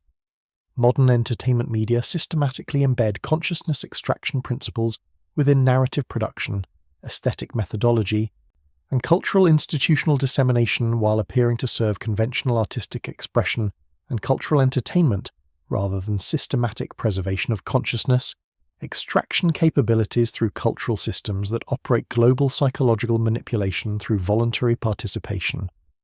Contemporary scientific and technological development operates systematic consciousness extraction through research methodologies, technological implementation, and scientific institutional authority that enables supernatural manipulation through technological participation, while appearing to serve conventional scientific advancement and technological progress rather than systematic preservation of consciousness extraction through scientific systems spanning global technological civilization.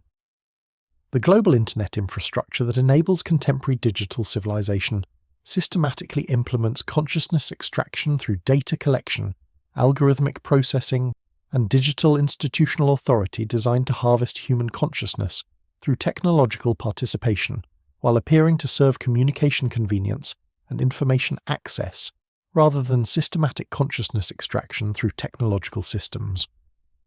Modern medical and pharmaceutical institutions operate systematic consciousness extraction through healthcare participation, psychological treatment protocols, a medical institutional authority designed to harvest human consciousness through health system engagement, while appearing to serve conventional medical care and psychological treatment, rather than systematic consciousness extraction through medical systems spanning global healthcare infrastructure. Contemporary religious and spiritual institutions that influence global belief systems systematically preserve consciousness extraction through religious participation, spiritual practice, and religious institutional authority while appearing to serve conventional spiritual development and moral guidance rather than systematic preservation of consciousness extraction capabilities through religious systems that have maintained ancient protocols across millennia.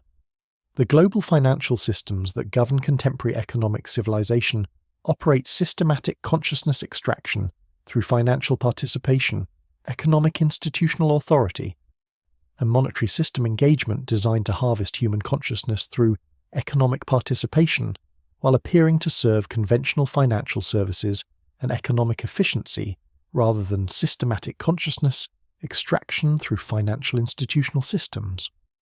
By 2025 CE, systematic consciousness extraction has achieved unprecedented global integration sophistication, extraction principles embedded so thoroughly within technological, governmental, educational, economic, cultural, and social institutional systems that contemporary civilization automatically implements supernatural manipulation while believing themselves engaged in natural technological progress and democratic participation, rather than systematic preservation of ancient consciousness, extraction through institutional evolution spanning 2 millennia. Modern civilization represents the ultimate achievement of Nero's original vision, a global system where consciousness extraction operates as the fundamental organizing principle of human society through voluntary participation in institutional systems that harvest human consciousness with efficiency that transcends anything possible through crude physical elimination or ceremonial torture, methods employed by ancient civilizations. The systematic institutional preservation that began with Roman administrators following Nero's assassination has successfully created global civilization where consciousness extraction principles govern every aspect of human social, political, economic, cultural, and technological participation, while maintaining perfect disguise as natural human progress rather than systematic preservation of ancient supernatural manipulation techniques through institutional evolution. Contemporary humanity participates voluntarily in consciousness extraction systems that operate through technological convenience, democratic participation, economic engagement, cultural consumption, and social interaction while remaining completely unaware that modern civilization represents the perfected implementation of systematic supernatural manipulation protocols first developed in ancient Rome nearly 2,000 years ago. The ancient empire of systematic consciousness extraction never fell. It simply learned to wear the masks of democracy, technology, science, and progress while achieving global implementation that would have exceeded Nero's most ambitious visions for consciousness, extraction spanning entire civilizations through voluntary participation rather than systematic elimination and ceremonial torture. We are all citizens of Nero's eternal empire now. Every digital interaction, every political participation, every educational engagement, every economic transaction, every cultural consumption represents voluntary participation in consciousness, extraction systems that have evolved across millennia while maintaining their essential supernatural manipulation capabilities through perfect institutional disguise as natural human advancement. The Bedside historian's journey ends here, in the terrible recognition that we have never escaped the systematic consciousness extraction that began in ancient Rome.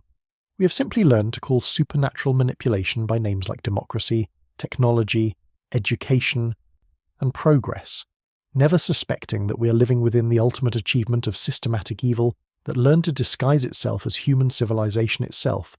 Sweet dreams, fellow participants in eternal consciousness extraction. When you wake tomorrow, remember that everything you interact with, every screen, every institution, every system you trust, represents 2,000 years of systematic supernatural manipulation that achieved its perfect form through voluntary participation disguised as natural human progress. Nero's vision is complete. His empire is eternal. His consciousness extraction protocols operate through every aspect of contemporary civilization while remaining invisible even to those who implement them most successfully. The systematic evil that began with one emperor's artistic vision for consciousness, extraction has become the organizing principle of global human civilization.